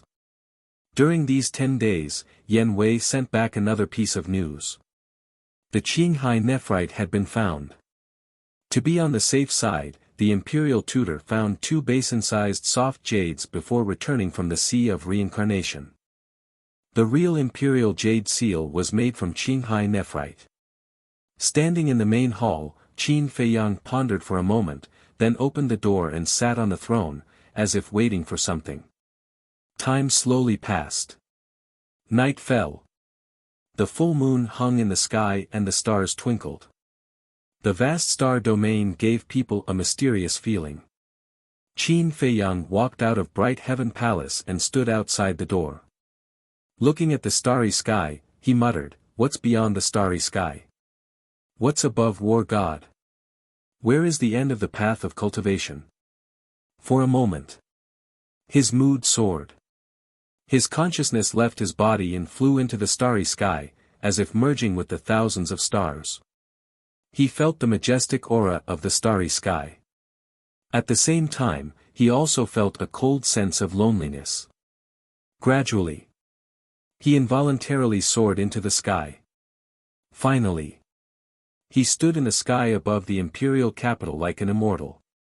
His long hair danced in the wind, his clothes fluttered, and the aura of his entire body became ethereal. Moreover, his expression also became like an ancient well without ripples. He seemed to have entered a mysterious realm, and his body and mind had an indescribable carefree feeling. At this moment, the brilliance of the moon seemed to be brighter than before. The light of the stars also seemed to be brighter than before. Qin Feiyang calmly looked at the night sky and slowly closed his eyes. His aura became more and more ethereal. Looking from afar, he was like a god that was about to ride the wind. At this moment, his heart was unprecedentedly quiet. It seemed that he had forgotten everything. What is Qin Feiyang doing up there? Qin Feiyang's abnormality was gradually discovered by people. More and more people raised their heads and looked at Qin Feiyang, their faces full of suspicion. No one knew how long had passed. Qin Feiyang slowly raised his hands and slowly waved them in the void. Soon, an invisible force emerged, but the strange thing was that this invisible force did not have the slightest aura. However, the space around Qin Feiyang started to vibrate slowly because of this invisible force. In the end, it twisted crazily. The void seemed to be about to shatter. The people of the imperial palace below were full of surprise and doubt. Although the invisible force that pervaded around Qin Feiyang did not have the slightest aura, it gave them a fatal sense of crisis. However, Qin Feiyang seemed to be unaware of it. His eyes were still closed, and his hands were constantly waving. But the speed did not change at all. It was very slow. It seemed to be playing in slow motion. There were more and more onlookers below. Some people, in order to see more clearly, even leaped into the air. Whoosh! 2 figures of light broke through the air. It was Yan Wei and the state preceptor. What's the situation? After discovering Qin Feiyang's abnormality, they were slightly stunned and immediately grabbed a eunuch to ask. Greetings, state preceptor. The eunuch hurriedly bowed and then said, I don't know. From just now until now, he has been standing in the air and waving his hands. We don't understand. Hearing this, the 2 of them raised their heads again and looked at Qin Feiyang suspiciously. On the other side, Elder Qin and the commander of the Kirin army also broke through the air.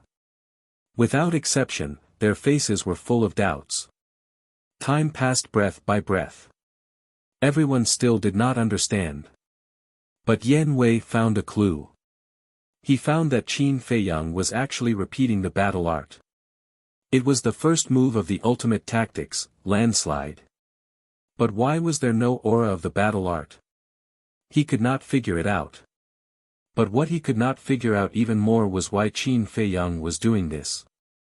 Gradually, Yan Wei also found that Qin Feiyang stopped evolving the first move and began to evolve the second move of the ultimate tactics, earth-splitting. It was the same as before, constantly evolving, and there was still no aura of the battle art. There was only that surging invisible force, crazily surging in the void around Qin Feiyang. The void was also distorting more and more. Even in the sky above the imperial palace, there was already the sound of wind. Soon, Yan Wei was surprised to find that Qin Feiyang had begun to evolve the third move of the ultimate tactics, sky-splitting.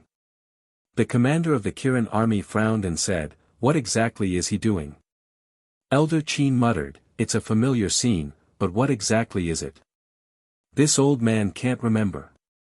About a few hundred breaths passed. Qin Feiyang had evolved the fourth move of the ultimate tactics, ultimate tactics. Everyone thought that this was deliberately done by Qin Feiyang. But that was not the case. At this moment, Qin Feiyang had no idea what he was doing. It was as if he had lost consciousness and his body was moving naturally. Another few hundred breaths passed. Qin Feiyang was no longer evolving a single move. He continuously evolved the four moves of the ultimate tactics. He repeated it again and again.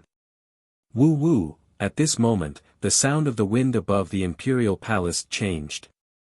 It was getting louder and louder. But the strange thing was that everyone was above the imperial palace and did not feel the wind. Is it haunted? Everyone was bewildered. Woo woo, the sound of the wind was getting more and more ear-piercing, as if ghosts were roaring in the void. Everyone could not help but feel apprehensive. A battle art without aura, the sound of the wind without wind, what a familiar scene, where have I seen it before, Elder Qin whispered. The imperial preceptor was also muttering to himself. How is this possible? Suddenly, the imperial preceptor seemed to have thought of something as his body shook violently. His old face was full of disbelief. Elder Qin and the commander of the Kirin army looked at the imperial preceptor. Yan Wei, as well as the people below and around, looked at the imperial preceptor one after another. The imperial preceptor was silent as he stared at Qin Feiyang. The murderous intent in his eyes was undisguised. Could it be, looking at the imperial preceptor's expression, Elder Qin seemed to have thought of something. His gaze trembled slightly as he suddenly raised his head to look at Qin Feiyang. His old eyes were full of bewilderment. Why, such a difficult thing, how could you do it? No. There can only be one monster in the great Qin Empire, and that is Zhuge Mingyang. You must die. The imperial preceptor muttered and suddenly soared into the sky, carrying a surging divine aura as he charged toward Qin Feiyang. Yan Wei's expression changed. What was going on? Why would the imperial preceptor suddenly have the intention to kill Qin Feiyang? What should I do? His mind was in a mess. Should he save Qin Feiyang? But if he did so, his identity would be exposed. One had to know. In order to gain the trust of the imperial preceptor, whether it was him or Qin Feiyang, they had both paid too much. But if he didn't save him? With Qin Feiyang's current state, he would definitely die. No. Even if my identity is exposed, I can't let the young lord fall into danger. Yan Wei gritted his teeth and was about to shout. Swoosh! But at this moment, a ray of divine light soared into the sky and flew toward the imperial preceptor. Yan Wei hurriedly looked over. It turned out to be Elder Qin. Don't even think about succeeding. Elder Qin's eyes were gloomy. That terrifying divine might was like a tide, covering the sky and covering the earth as it rushed toward the Imperial Preceptor. However, there was a trace of excitement on his face as he muttered, "I didn't expect this brat to be able to enter the ethereal realm." Seeing Elder Qin make a move, Yen Wei also heaved a sigh of relief. The Imperial Preceptor waved his hand and his divine might roared out, colliding with Elder Qin's divine might as he shouted, "Old thing, don't meddle in other people's business. You still dare to make a move here? Aren't you afraid of destroying the Imperial Palace and angering Emperor Hong?" Elder Qin secretly sneered. Emperor Hong. The Imperial Preceptor's gaze trembled as he looked at the Imperial Palace below. Although he and Elder Qin did not use the power of the false gods, if the two divine might really collided, then not to mention the Imperial Palace, even the Imperial City would be turned into ashes. Seeing that the two divine might were about to collide, the Imperial Preceptor hurriedly waved his hand, and the divine might immediately disappeared. Seeing this, Elder Qin also dispersed his divine might and stood in front of the Imperial Preceptor, sneering, "You never thought that Qin Feiyang would actually be able to enter the ethereal realm." Ethereal realm? What is this? Everyone was surprised. Yen Wei also had a face full of suspicion.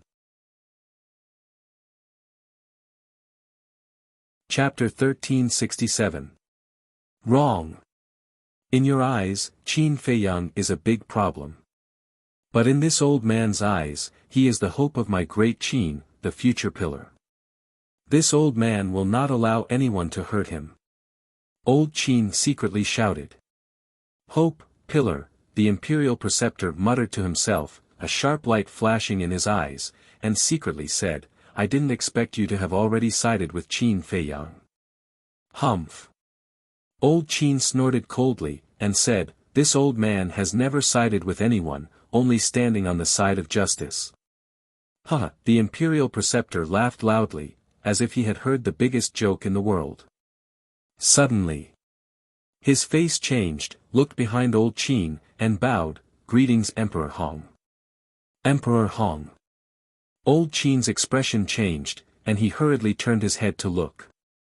Just as he turned his head, a hint of ridicule flashed in the Imperial Preceptor's eyes, and he rushed out from old Qin's side like lightning, heading straight for Qin Feiyang. Old Qin turned his head to look at the void and found that there was no one, and immediately realized that he had been tricked.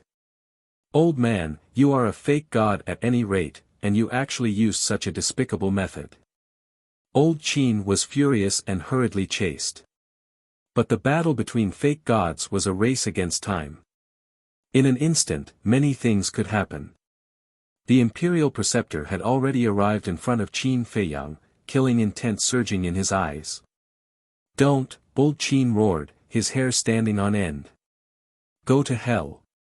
The Imperial Preceptor laughed sinisterly, raised his old hand, and like an eagle's claw, shattered the void, and grabbed towards Qin Feiyang's head. "No," Yen Wei also roared in his heart. However, at this moment, clang! Accompanied by an earth-shaking loud sound, a black light rushed out from between Qin Feiyang's eyebrows. It was the ancient castle. It floated above Qin Feiyang's head, and wisps of divine might rolled out. Puff! The Imperial Preceptor was immediately sent flying, blood spurting out of his mouth, and his face was pale. So strong. Waves surged in his heart.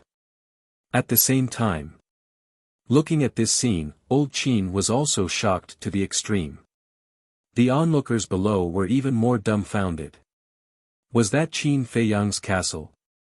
It was actually so terrifying. Just a wisp of divine might was enough to severely injure the Imperial advisor.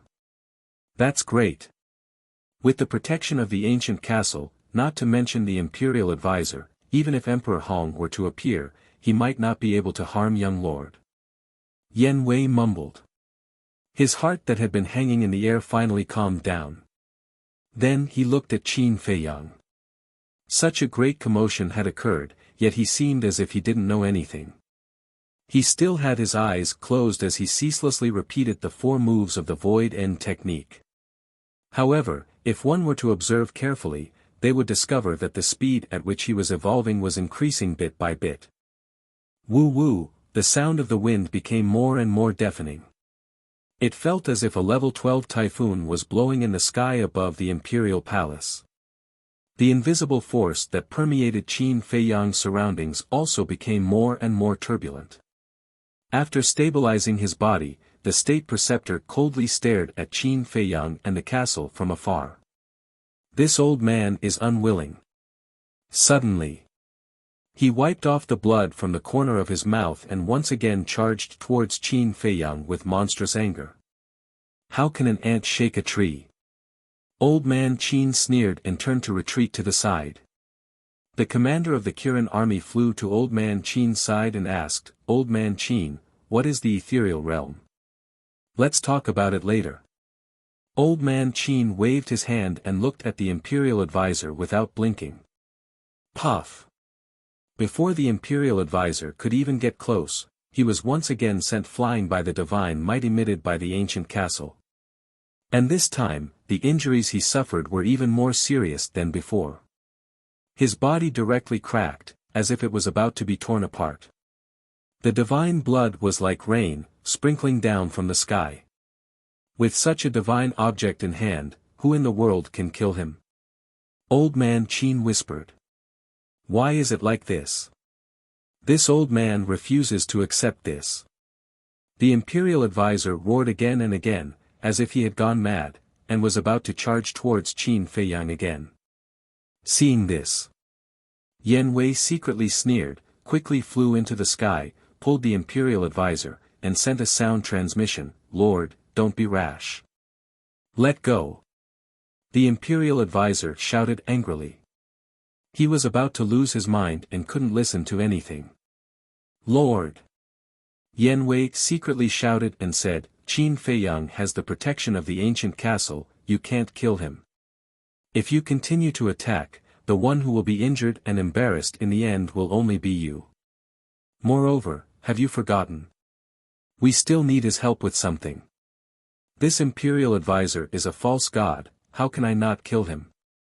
Get out of my way, if you dare to block my way again, don't blame me for being merciless." The imperial advisor pushed Yan Wei away. Pa! But the next moment, under the inconceivable gazes of countless people, Yan Wei raised his hand and slapped the imperial advisor's old face. The imperial advisor was stunned. Old Man Qin and the commander of the Kirin army were also stunned. He actually dared to hit the imperial advisor, was this person not afraid of death? Yan Wei, on the other hand, was secretly chuckling. That slap was really satisfying. You dare to hit this imperial advisor? The imperial advisor was angry, his killing intent surging. Yan Wei didn't panic at all, looked straight at the imperial advisor, and said, "If this lowly one can wake you up, then even if you kill this lowly one now, this lowly one doesn't care. They were righteous and loyal. In other words, I'm doing it for your own good. If it was someone else, I wouldn't hit them." If Qin Feiyang heard these words, he would definitely give Yan Wei a thumbs up. Hitting the imperial advisor and also showing his loyalty, it was killing two birds with one stone. The imperial advisor glared at Yan Wei, suddenly waved his hand and slapped Yan Wei's face. Yan Wei didn't move, blood flowing from the corner of his mouth. "When we go back, I will slowly deal with you." The imperial advisor snorted from his nose and looked up at Qin Feiyang, the coldness in his eyes difficult to dissipate. Actually, in his heart, he was very grateful to Yan Wei. If Yan Wei hadn't slapped him awake, he would still be doing something stupid. However, being slapped by his own subordinate in front of everyone, as the state preceptor, he couldn't bear it. Therefore, that was why he slapped Yan Wei and said that he would slowly deal with Yan Wei when he went back. That way, he wouldn't lose too much face. At this moment, the speed at which Qin Feiyang executed the 4 stanzas of the Ruins of End was so fast that no one could catch it. What exactly is he doing? Everyone was puzzled. Swash! All of a sudden, a purple-robed young man descended into the void not far away. How is that possible? The moment that person appeared and saw Qin Feiyang's abnormality, his face was filled with disbelief. Senior brother Zhuge, what is he doing? In the crowd, a few young men flew to the purple-robed young man and asked. These people were all dressed in the robes of the disciples of the combat god Hall and had an imposing aura. However, the purple-robed young man turned a deaf ear to them and stared at Qin Feiyang with a deadly gaze. This purple-robed young man was Zhuge Mingyang. Senior brother Zhuge. Seeing that Zhuge didn't say anything, the few of them looked at him suspiciously. There was a flash of anger in Zhuge Mingyang's eyes as he shouted at the few of them, "Get lost." The few of them froze and retreated to the side resentfully. How is that possible? There are countless monsters in the world, but since ancient times, there are only a handful of people who can enter the ethereal realm. How is it possible for Qin Feiyang, that bastard, to do it? Is this a dream? Zhuge Mingyang looked at Qin Feiyang again and muttered to himself. There was a hint of hostility between his brows. Time passed by quietly. At this moment, to the imperial advisor and Zhuge Mingyang, every breath felt extremely long. Swoosh! Zhuge Mingyang clenched his fists and rushed to the front of the imperial advisor. He said telepathically, "Old ancestor, you must kill him. I've already tried. With the castle protecting him, I can't get close." The imperial advisor thought to himself.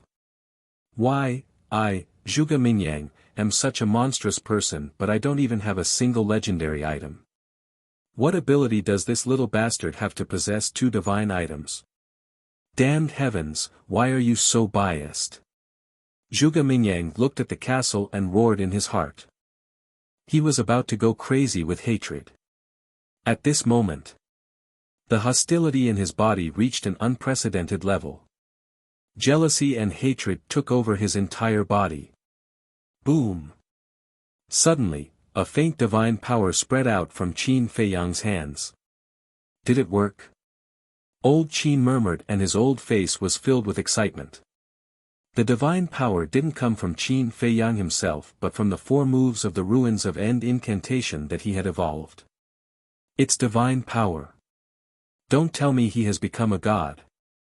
Everyone was bewildered. However, Qin Feiyang seemed to be oblivious to all of this as his hands moved at lightning speed. At this moment, even those of the same cultivation realm as Qin Feiyang could not capture the trajectory of his hands. Rumble. The divine power went from weak to strong and became increasingly terrifying.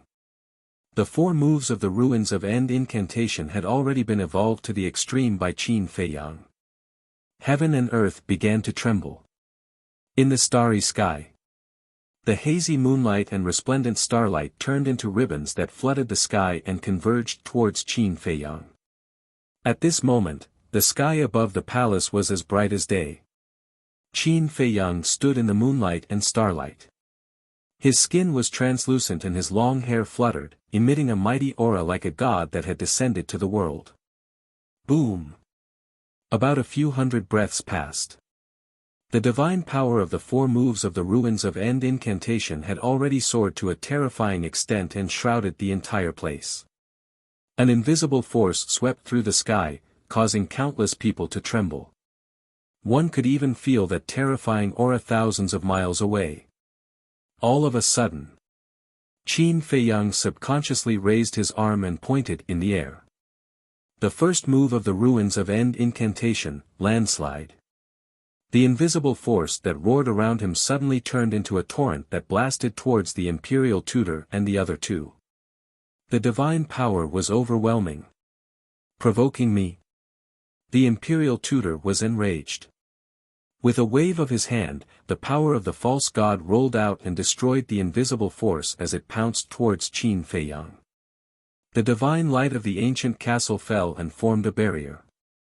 The power of the false god blasted on the barrier but did not cause any waves and instantly disappeared. The collapse of the first move did not cause any injuries to Qin Feiyang either. Obviously, the ancient castle helped him to resolve the backlash of the collapse of the battle art. Immediately after, Qin Feiyang subconsciously pointed in the air again. The second move of the ruins of End incantation.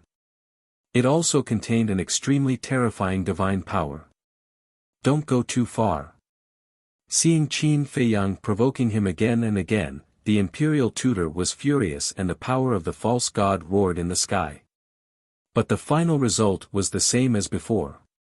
He doesn't even know what he's doing now. It's just a subconscious action. Why are you so angry? Old man Qin sneered. Before he finished speaking, the third move of the ruins of End incantation appeared, splitting the sky. The divine power was even more terrifying than the first and second moves. And the target was still the imperial tutor. You're tuning into the Han Li's Wuxia Chronicles YouTube channel. We're so grateful for your support and don't forget to subscribe to join us on this incredible journey through captivating stories. Your generosity through donations truly makes a world of difference, as it's the primary source of revenue that allows me to expand and enhance this channel for you. Thank you from the bottom of my heart for being a part of this adventure.